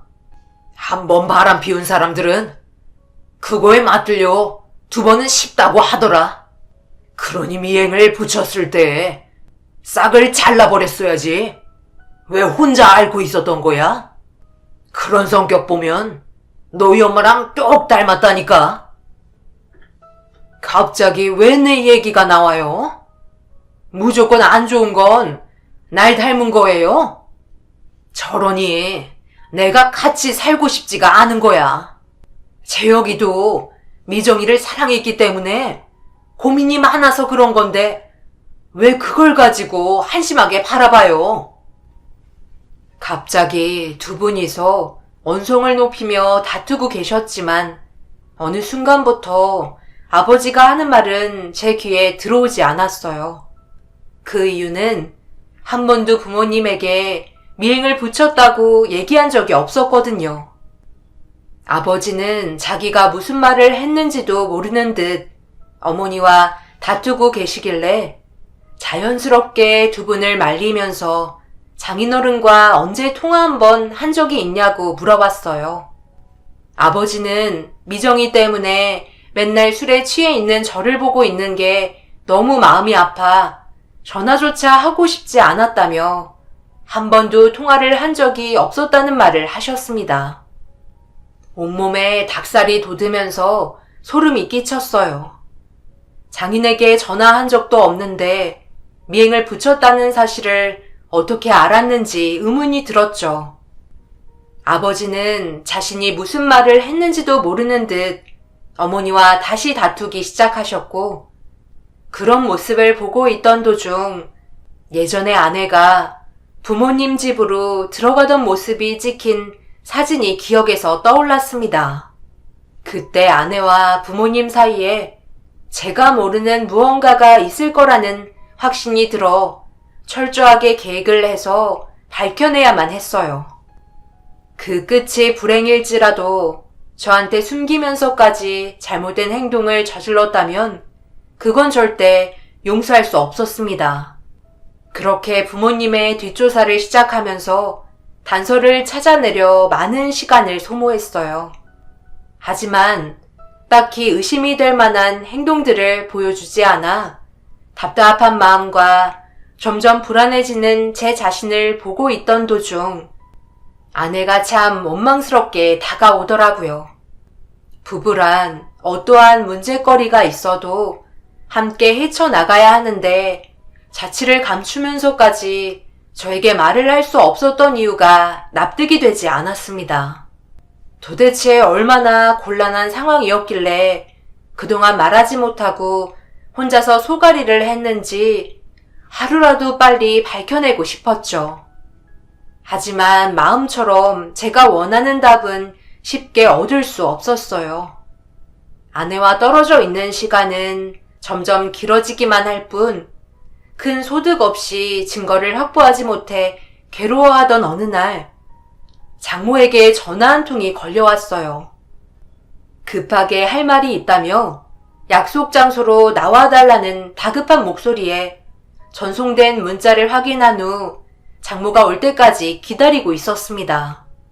그런데 한참의 시간이 지나는 동안 나타나지 않길래 다시 장모에게 전화를 걸어봤지만 받지를 않아 당황스러웠어요. 그렇게 언제 올지 모르는 장모를 기다린 지 2시간이 넘어가면서부터 저 또한 한계치에 도달해 자리에서 일어났습니다. 집으로 다시 향하던 도중에도 몇 번이나 장모에게 전화를 해봤지만 신호만 갈 뿐 통화 연결은 되지 않았어요. 그리고 몇 시간 뒤 평소에 전화하지도 않던 장인이 전화하셔서는 충격적이게도 장모가 세상을 떠났다는 말을 전달해 주었네요. 무단횡단을 하다가 교통사고를 당한 것 같다며 슬퍼하시는 목소리에 저 또한 그 자리에서 주저앉고 말았습니다. 분명 몇 시간 전까지만 해도 통화를 했던 분이 세상을 떠났으니 엄청난 충격을 받았었죠. 아내는 이 사실을 전혀 모르는지 장례식장에도 나타나지 않았어요. 아버지, 그래도 제가 아내와 이혼을 한 것도 아니고 안 좋은 일을 겪은 건데 어떻게 장례식장을 안 오겠다는 말을 할 수가 있는 거죠? 어차피 너와 인연을 끝냈는데 뭐하러 장례식장을 찾아가야 하는 건데? 그래서 미정이가 너 앞에 나타났어? 2년의 시간 동안 한 번도 모습을 드러내지 않았잖아. 그럼 뭐겠어? 너와 인연을 끝내겠다는 건데 너는 미련을 두고 싶니? 저도 이런 상황 누구보다 답답하다고요. 아버지 마음 충분히 알았으니 앞으로 연락할 일 없을 것 같네요. 그래도 제가 사랑했던 여자의 어머니가 돌아가신 건데 아버지의 무책임한 행동이 너무 실망스러웠습니다. 무언가를 숨기고 있는 듯 보였지만 밝혀지지가 않아 너무 답답해 미칠 것 같았어요. 괴로워하고 있는 저를 바라보고 있던 장인은 사람 인생 한 치 앞도 알 수 없는 거라며 술잔을 건네줬어요. 묵묵히 장인과 술잔을 주고받다 보니 꽤 술을 많이 마셔서 잠시 눈을 붙이기 위해 자리를 옮겼고 얼마나 눈을 감고 있었는지 모를 정도의 시간이 흘러 정신을 차리고 휴게실에서 비틀거리며 걸어 나왔는데 장례식장에 아무도 없길래 주위를 두리번거리고 있던 도중 장인이 누군가와 통화를 하고 있는 걸 확인하게 되었어요. 그래서 가까이 다가가려는 순간 계단에서 내려오는 한 남자와 장인이 서로 인사를 주고받는 게 보였고 둘의 대화 속에 엄청난 비밀들이 숨겨져 있었다는 걸 알 수 있었습니다. 뭐하러 장례식장에 오는 거야? 지금 얼마나 위험한 행동인지 몰라? 저놈이 우리 사이를 알기라도 한다면 그걸로 몇 년간 계획했던 게 전부 끝이라고. 미정이는 아직도 마음의 변화가 없대. 이제 좀 돌아오라고 하지. 해야 될 일이 얼마나 많은데 자기 엄마 세상 떠난 것도 알면서 장례식장에 안 와? 내 딸이지만 저렇게 독한 것 보면 지 엄마를 닮았다니까. 내가 시킨 건 잘 되어가고 있는 거지. 한치의 실수도 용납할 수 없으니까 항상 변수를 생각하고 연습하라고. 기회는 딱 한 번뿐이야. 하마터면 너희 엄마가 몇 년 동안 만들었던 계획을 전부 물거품 만들 뻔했다고. 그런데 저 사람 애비가 정말 이 일을 진행하겠대? 아직까지도 그 마음 변하지 않은 거지? 다음 주에 일을 시작해야 하는데 만에 하나 마음 바뀔까봐 그런 거지. 그리고 미정이 누나 절대 다시 오지 않겠대. 우리와 아예 인연을 끊을 생각인가 보더라고. 그럼 어쩔 수 없지. 다음 주 일 끝나고 강제로라도 데려가야지 어쩌겠어. 계획한 일 끝내고 바로 미정이 데리고 비행기 타는 거야. 알겠지? 지금 어디에 있다고? 다른 데로 안색에 딱 붙어서 감시하고 있어. 이제부터 긴장해야 돼. 무언가 엄청난 사실을 꾸미고 있다는 걸 알게 되었지만 엄청난 충격은 아버지도 함께 계획을 하고 있다는 거에 더 놀랐네요. 그리고 한 번도 본 적 없는 장인의 아들의 얼굴을 그날 처음 보게 되었는데 그 아들은 다름 아닌 제가 오해한 아내 옆에 붙어있던 남자였어요. 그리고 그동안 매일 찾아다녔던 아내가 어디에 있는지도 확인할 수 있었습니다. 다음 주에 제가 알지 못하는 무언가가 발생되기 전에 한 발 더 빠르게 움직여야만 했어요. 그래서 장모의 장례가 끝이 나자마자 아내와 동생이라는 남자와 자주 만나는 청계천으로 향했습니다. 언제 어디에서 나타날지 몰라 하루에도 수십 번씩 청계천을 왔다 갔다 했어요. 시간은 계속해서 흐르고 어디에 있는지 모를 아내를 무작정 찾던 도중 멀리에서 걸어오는 아내의 동생을 보게 되었고 반대편에서 몇 년 만에 모습을 드러낸 아내를 확인할 수 있었습니다. 그리고 동생이란 남자는 아내에게 무언가를 건네주고 있었어요. 그렇게 둘이 알 수 없는 대화를 주고받은 뒤 헤어지는 걸 확인하자마자 급하게 아내를 뒤쫓아 갔습니다.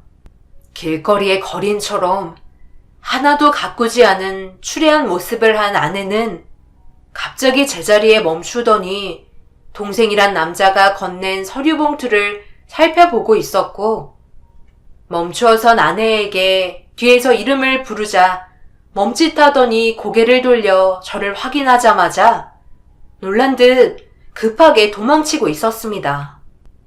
여자가 달려봤자 손안에 든 쥐였어요.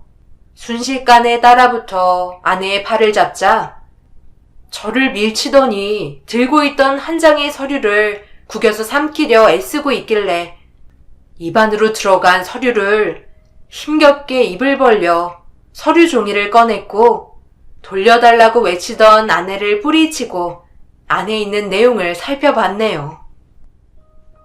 지금 여기에 적힌 내용 뭐야? 이 계약서 도대체 뭐냐고? 여기에 왜 우리 어머니의 이름이 적혀 있는 건데? 당장 바른 대로 대답 안 해? 그 손에 들고 있는 서류도 당장 내놔. 여기에는 여권이 들어있네. 이런 짓을 벌이고 너희들은 비행기 타고 떠나겠다. 지금 여기 서류에 적힌 계약 내용이 전부 사실이야? 나한테 할 말 없어? 당장 경찰서로 끌고 가기 전에 전부 말하라고. 다음 주에 도대체 무슨 일이 벌어지는데? 미안해. 내가 당신한테 할 말이 없어. 원래 우리 이런 집안이야. 의뢰가 들어오면 단순 사고처럼 위장해 의뢰한 사람들에게 이득을 주는 거지. 그런데 이번에는 아버님이 의심이 많은 어머님의 눈을 속이기 위해 많은 돈을 들여 철저하게 계획하고 접근하게 된 거야. 이미 당신이랑 나는 처음 만난 순간부터 모든 게 계획된 거였어. 그리고 이렇게까지 한 이유는 아버님이 어머님과 더 이상 살고 싶지 않아 결정을 한 거고 우리는 큰 돈을 받기 때문에 당연히 시키는 대로 하게 된 거지. 그동안 살면서 만져볼 수 없는 큰 돈을 주겠다는데 우리가 왜 마다하겠어. 그런데 당신이랑 그동안 살면서 나도 모르게 거짓이 아닌 진심으로 되어가면서 차마 아버님이 의뢰한 계획을 함께 할 수가 없었어. 당연히 내 고민을 당신에게 털어놓을 수는 없었지. 우리 아버지는 돈이면 수단과 방법을 가리지 않으셔. 그게 가족이라 할지라도. 당연히 내가 이 사실을 알리고 모든 계획이 물거품이 되었다면 지금 나는 이 세상 사람이 아닐지도 몰라. 우리 엄마 장례식장에 다녀왔었다며? 당신이 당연히 올 것 같아서 나는 차마 갈 수가 없었어. 미안해. 아내의 말에 충격을 받은 저는 그 자리에 주저앉고 말았어요.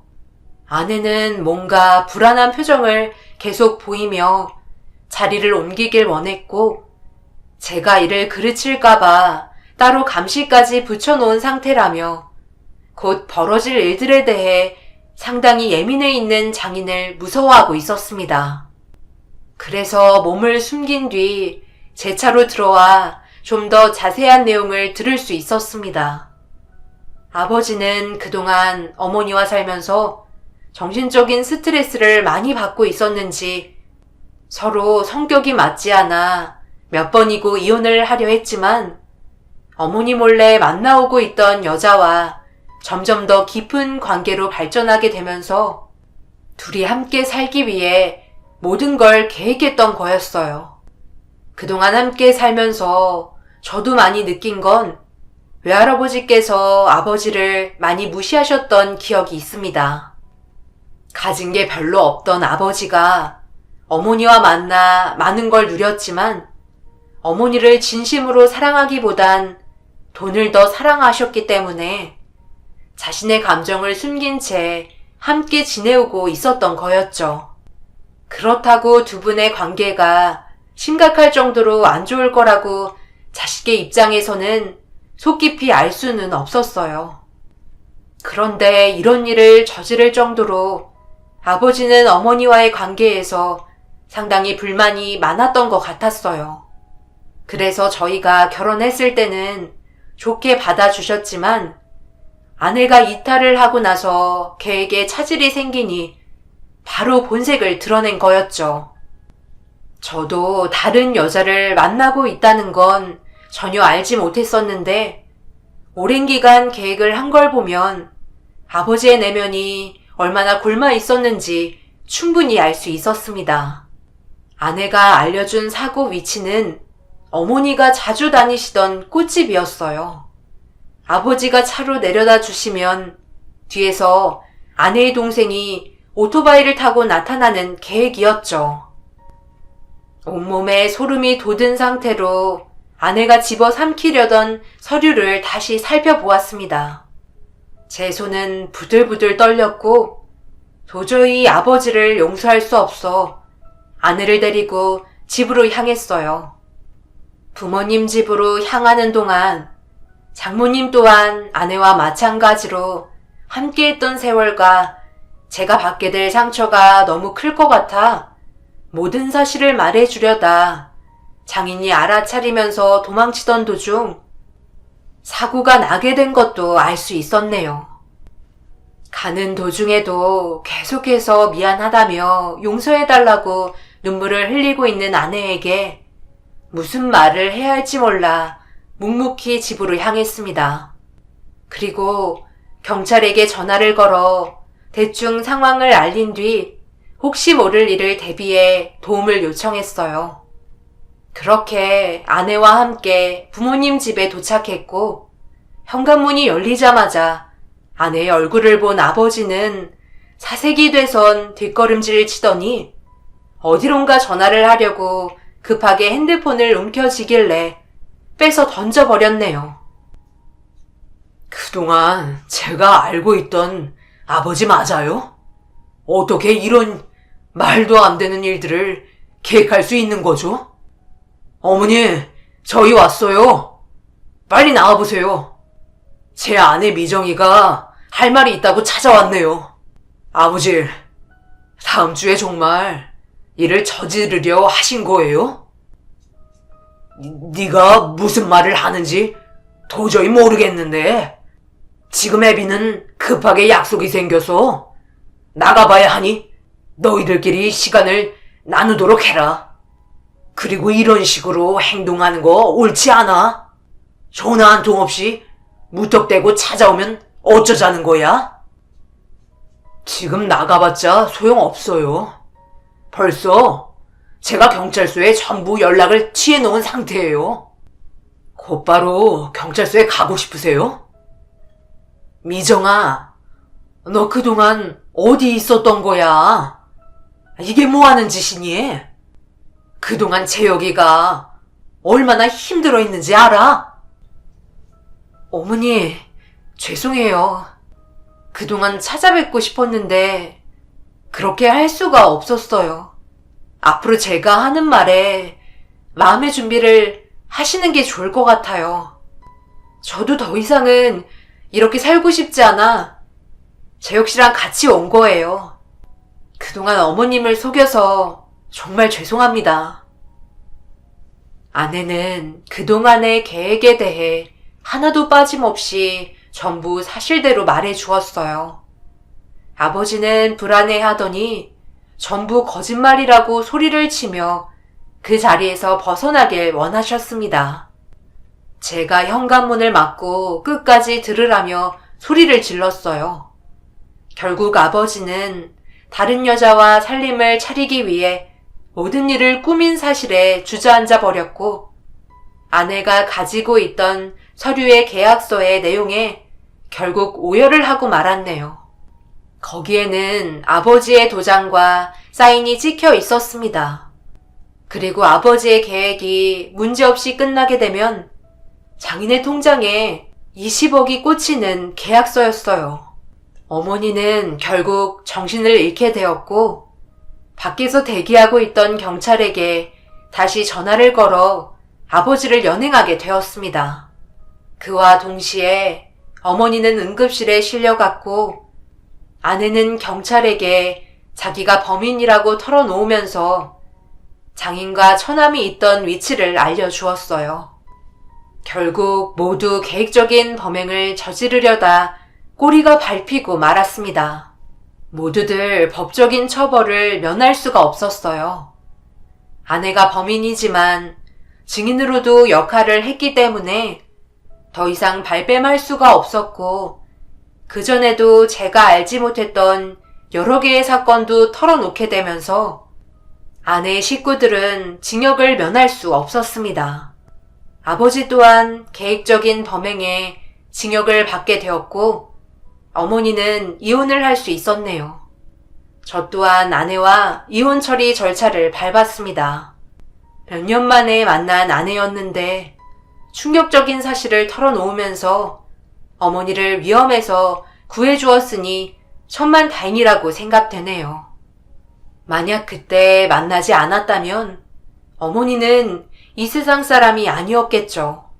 사람이 살면서 어떻게 이런 계획을 꾸밀 수 있는지 도저히 이해가 되지 않아요.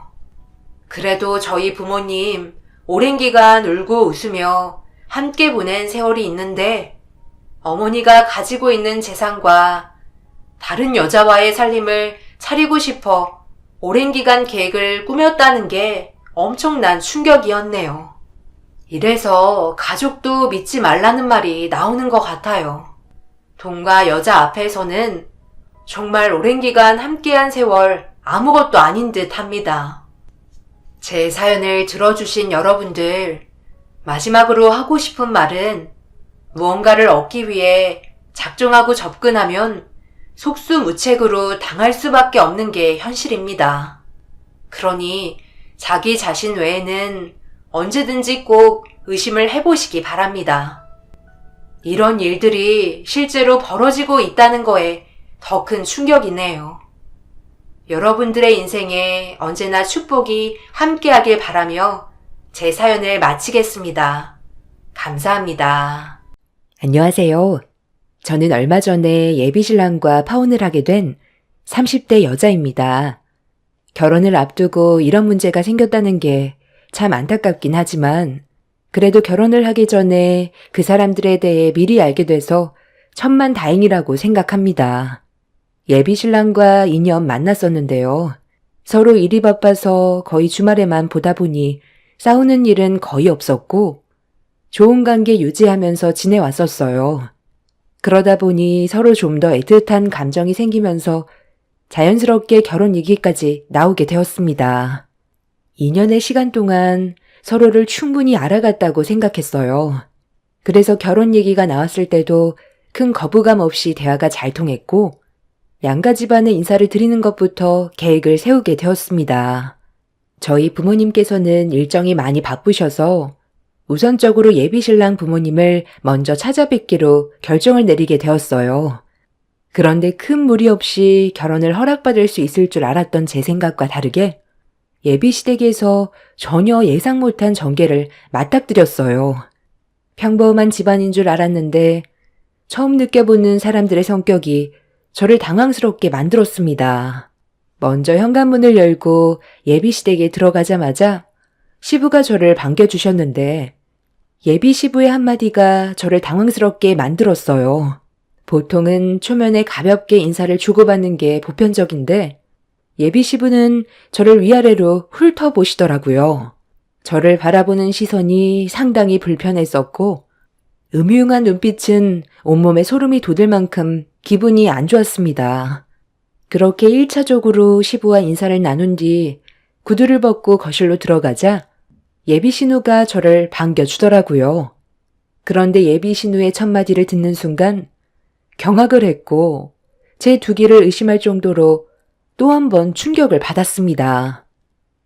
우리 엄마는 골반 큰 여자를 좋아하는데 오빠가 데려온 이분은 골반이 너무 작다. 솔직히 좀 실망스러운데? 오빠가 눈이 이 정도로 낮을 줄 몰랐어. 야, 오늘 처음 인사 오는 자리인데 말 좀 가려서 하지. 내가 항상 얘기했지. 여자는 입이 이뻐야 된다고 했는데 너는 입만 열면 싸구려냐? 아니, 내가 뭐 어때서. 요즘 내 또래 다들 그래. 가식적인 모습 정말 싫어하거든. 뭐든 솔직한 게 좋은 거지. 그래야 본인도 뭐가 문제인지 아는 거잖아. 그건 너 생각이지. 생각 없이 뱉은 한마디에 상대방은 상처를 받을 수 있다는 거 몰라? 내가 봤을 때 너는 평생 결혼을 못할 것 같다. 너 같은 성격 누가 받아주겠냐? 지금부터 입도 뻥끗하지 말고 그냥 가만히 있어. 오늘 우리 집에 온 손님이야. 쓸데없이 한마디만 더 하면 가만 안 둔다. 예비 신우의 입은 상당히 거침이 없었어요.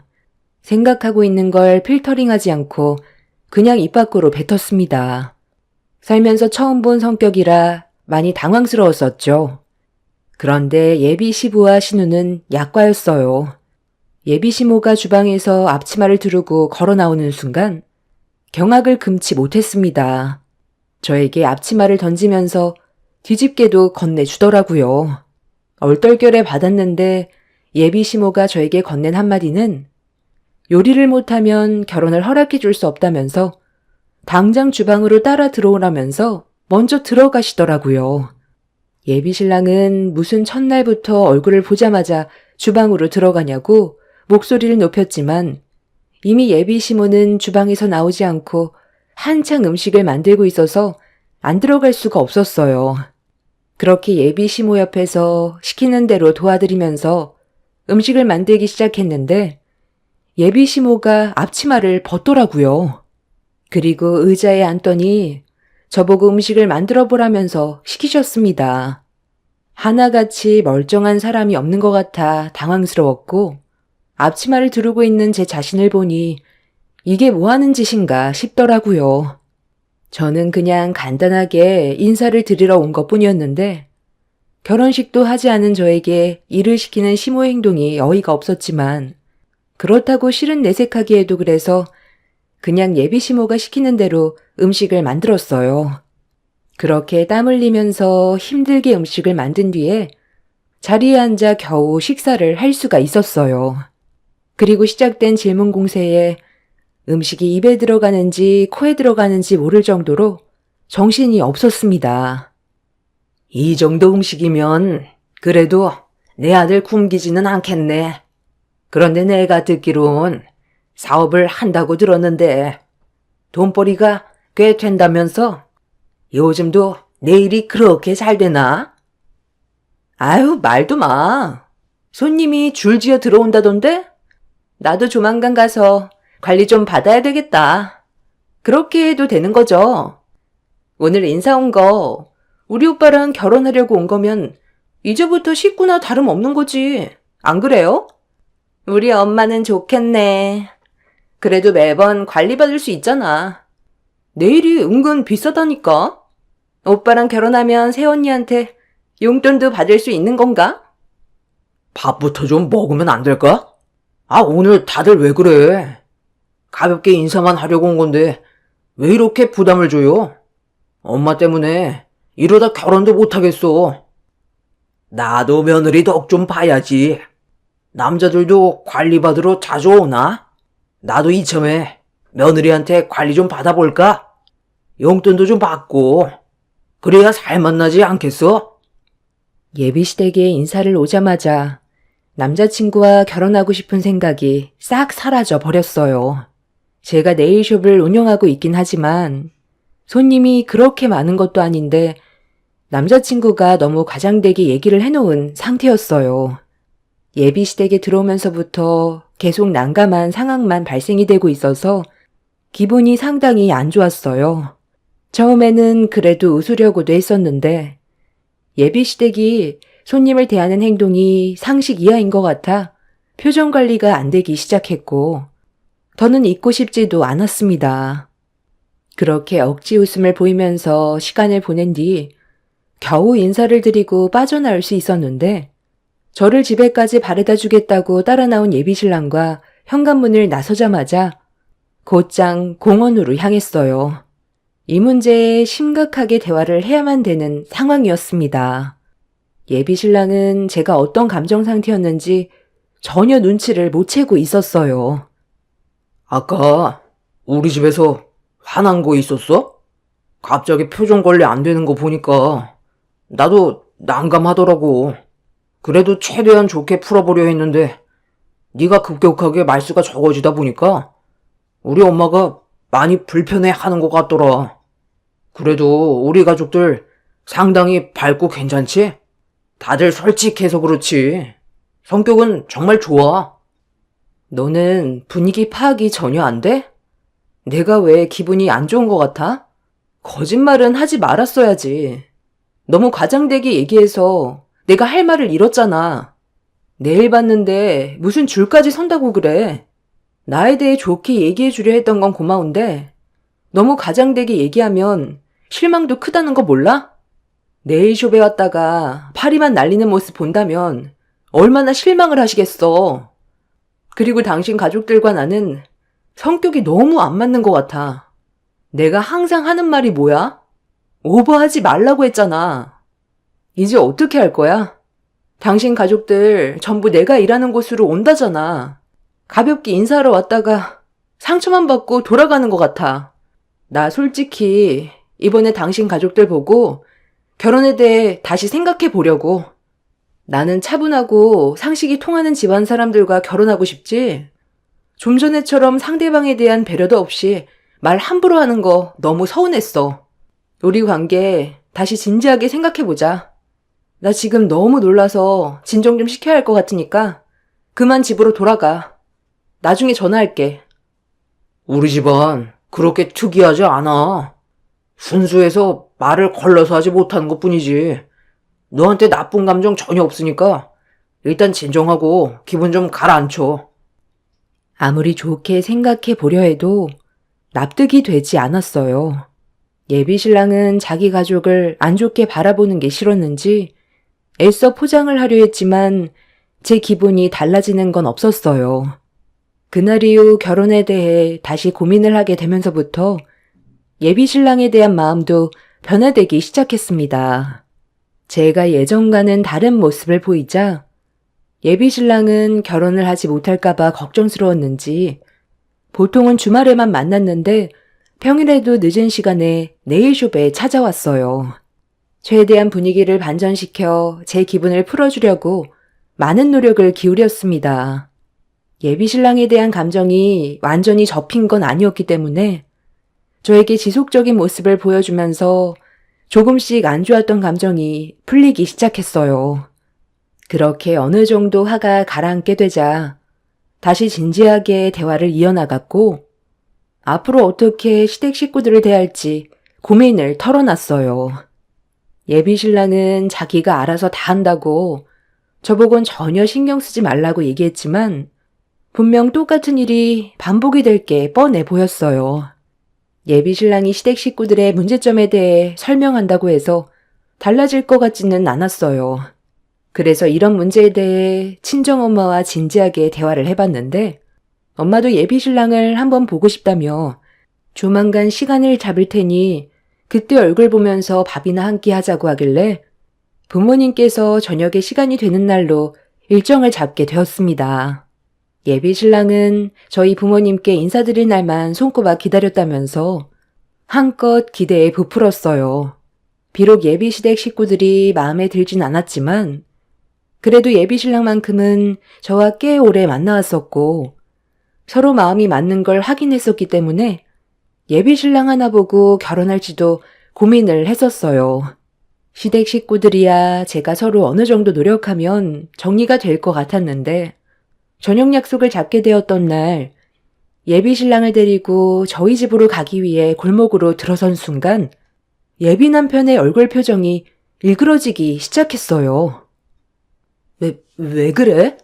무슨 문제 있어? 뭔가 상당히 불편해 보이는데? 이런 골목을 별로 안 좋아하는 거야? 좀만 더 들어가면 우리 집이야. 근처에서만 헤어져서 우리 집 앞에까지 오는 건 이번이 처음이지? 저기 보이는 집이 우리 집이야. 좀 낡긴 했는데 그래도 겉만 그렇지 집안은 깨끗해. 서둘러 들어가자. 잠깐만. 저 집이 네가 살고 있는 집이라고? 살짝만 건드려도 곧 무너질 것 같은 저런 집에 어떻게 사람이 살 수가 있어? 여기 동네 전부 다 낡아 빠졌잖아. 여기 어렸을 적부터 살았던 동네인데 사람들도 좋고 조용해서 살만해. 내가 이런 곳에서 살아서 좀 그래? 창피한 거야? 집안은 괜찮다니까. 어서 들어가자. 와, 정말 충격이다. 입고 있는 건 어느 정도 잘 사는 집안에 걸친 옷이면서 사는 건 저런 데서 살아? 솔직히 너무 충격인데? 그럼 여태까지 가진 것도 별로 없는 집안이면서 그동안 나한테 있는 척 했던 거야? 살다 이렇게 못 사는 집은 처음 본다.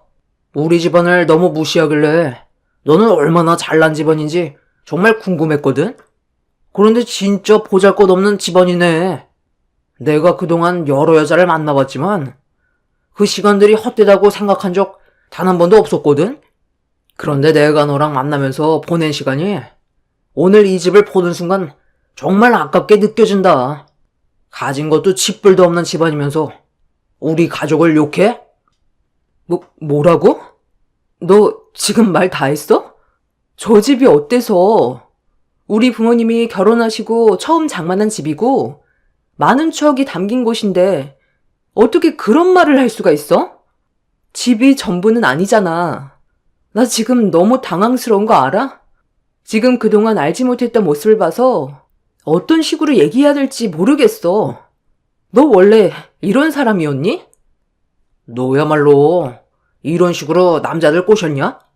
입고 있는 건 명품에 타고 있는 건 외제차면서 그거 다 대출받아서 마련한 거지? 요즘 사람들 집도 없고 가난에 찌들어서 살아도 입고 있는 거랑 차는 비싼 거 장만하잖아. 남들한테 보여주는 걸 엄청 중요하게 생각하면서 사는 그런 껍데기 같은 삶을 너도 하고 있는 줄 정말 몰랐다. 오늘 인사 왔으니 여기서 끝낼 수 있었던 거지. 더 시간 끌었다면 완전 내 인생만 깎아먹을 뻔했네. 내 팔에 지금 닭살 돋은 거 보여? 와, 진짜 역대급이다. 이거 완전 사기 아니야? 너 솔직하게 말해봐. 남자들 등에 빨대만 꽂고 헤어지는 전형적인 꽃뱀 아니냐? 너희 부모가 뭘 가르쳤는지 안 봐도 눈에 훤하다. 내가 다른 건 다 참아도 우리 부모님 욕하는 건 정말 참을 수 없거든? 나는 지금 네가 무슨 말 하는지 하나도 못 알아먹겠어. 도대체 우리 집안이 뭐 어떻다는 건데? 저 집 하나 보고 우리가 가난한 인생이라고 판단한 거야? 너 이 정도밖에 안 되냐? 내가 그동안 너한테 보여준 것만도 충분하다 생각했는데 너는 나를 그냥 아예 결혼하면 돈벌이 수단으로만 생각하고 있었네. 아무리 오해를 했다 해도 이건 아니지 않아? 너희 집안도 잘 사는 형편은 아니면서 지금 이 태도가 뭐야? 저희 가족이 살고 있는 집을 보고 갑자기 태도가 확 바뀐 예비 신랑의 모습에 너무 당황스러웠는데 그때 보게 된 모습이 그 사람의 진짜 모습인 것 같아 그 자리에서 조금의 고민도 하지 않고 그만 만나자고 했어요. 저희 엄마가 예비 사위 온다고 아침 일찍부터 음식까지 준비해놨는데 그런 노력이 전부 다 쓸모없게 되자 너무 마음이 아팠습니다. 예비 신랑은 바라던 바라고 저와 더 이상 함께하려 하지 않았고 저에게 일방적으로 헤어짐을 통보했습니다.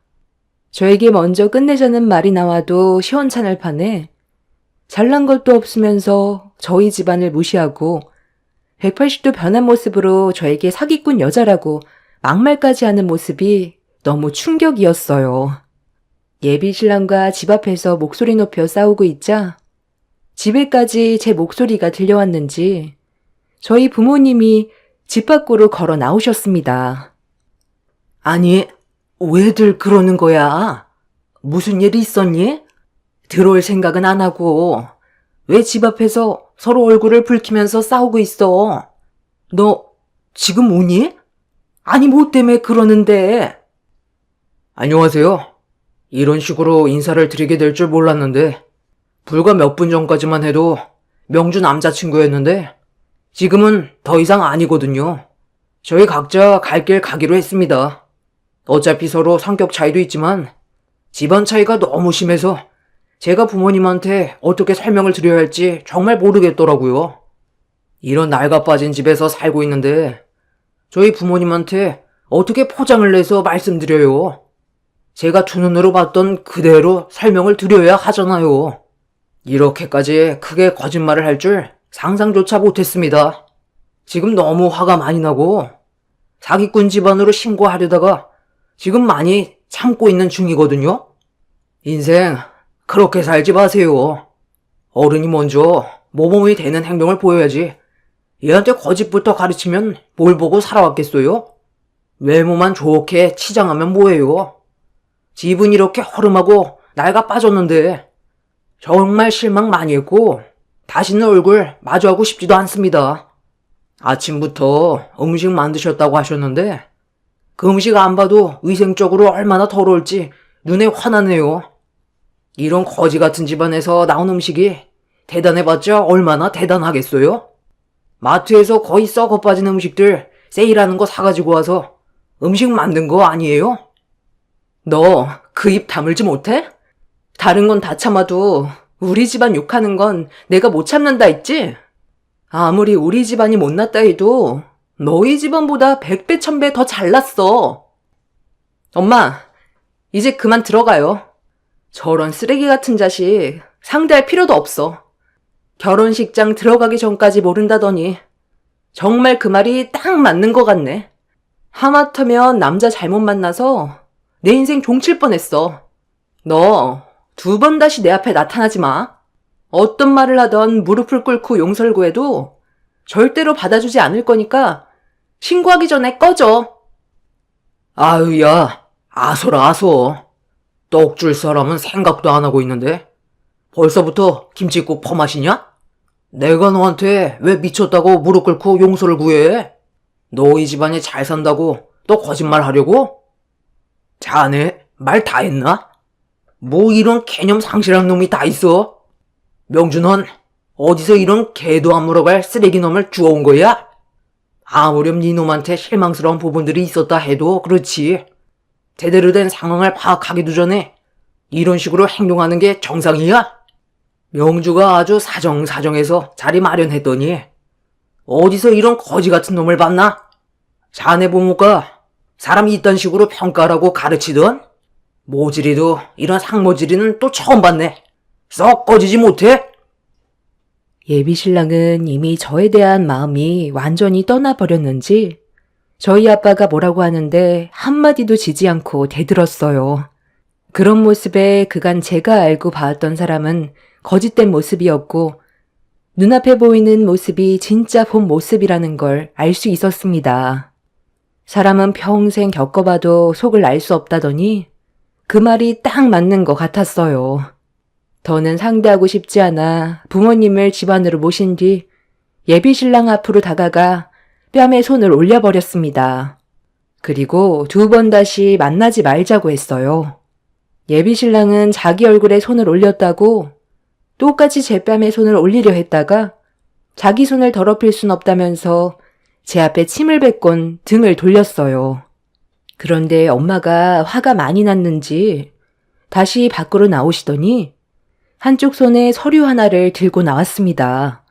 그리곤 등을 돌린 예비신랑을 돌려 세운 다음 손에 쥐고 있던 서류로 사정없이 뺨을 후려쳤어요.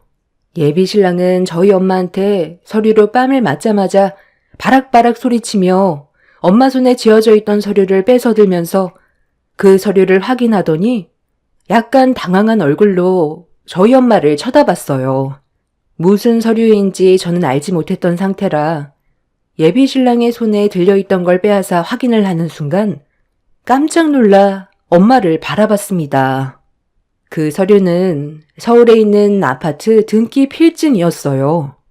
상당히 고가의 아파트라 이름만 들어도 부동산에 조금만 관심이 있으면 알 수 있는 그런 아파트였죠. 엄마는 당황한 예비신랑을 보면서 낮게 깔린 목소리로 한마디 하게 되었습니다. 자네, 그 서류가 뭔지 대충 알지? 내가 최근에 아파트 경매에 낙찰돼서 받은 등기 필증인데 그 아파트가 지금 현재 시세로 25억일세. 내가 왜 그 서류로 자네의 뺨을 쳤는지 아나? 사람은 겉모습만 보고 판단하면 안 된다는 거야. 눈앞에 보이는 게 전부가 아니라는 말일세. 그리고 우리 집에 인사 오려 있으면 최소한의 예의는 갖춰야지. 둘이서 만난 시간도 꽤 된다면서 어떻게 이런 식으로 내 딸에게 상처를 줄 수가 있나? 자네가 어떤 사람인지 나도 충분히 알게 돼서 내 딸의 인생을 망치지 않은 것만도 다행으로 생각해야지 어쩌겠나.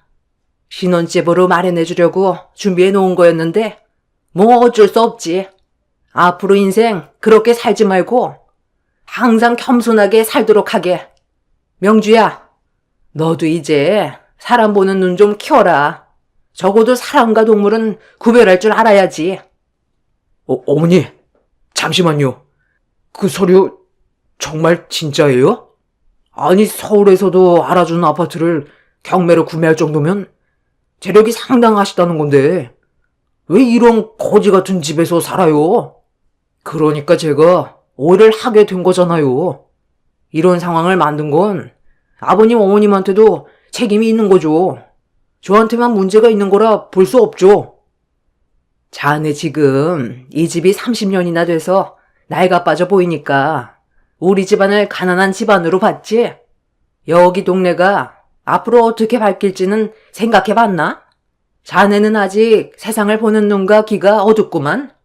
여기 재개발 지역으로 확정 발표됐다는 뉴스도 못 봤나? 겉으로 보는 게 나이가 빠져 보여도 지금 이 집이 자네 집보다 훨씬 비싼 값으로 책정되어 있고 이 집은 우리 가족이 30년간 함께 살아온 추억이었던 돈으로도 바꿀 수 없는 귀중한 보물일세. 엄마의 말이 끝난 뒤 저희 가족은 집으로 들어왔어요. 예비신랑은 엄청난 충격을 받았는지 한참 동안 집 앞에서 떠나지 않고 있었습니다. 그리고 이런 문제가 생기게 된 이후 예비 시부모님이 남자친구한테 어떤 일이 있었는지 전부 다 듣게 되었는지 저희 집을 찾아왔어요. 어느 정도 예상은 하고 있었지만 예비 시부모님은 남자친구가 많은 실수를 했다면서 다시 좋게 풀어가려고 노력했지만 저희 부모님과 저는 이미 많은 상처를 받아주지 않았습니다. 예비 시모는 자기 아들이 한 행동에 대해 많이 뉘우치고 있다면서 한 번만 살려달라고 싹싹 빌었지만 저희 부모님은 조금의 망설임도 없이 문을 닫아버렸습니다.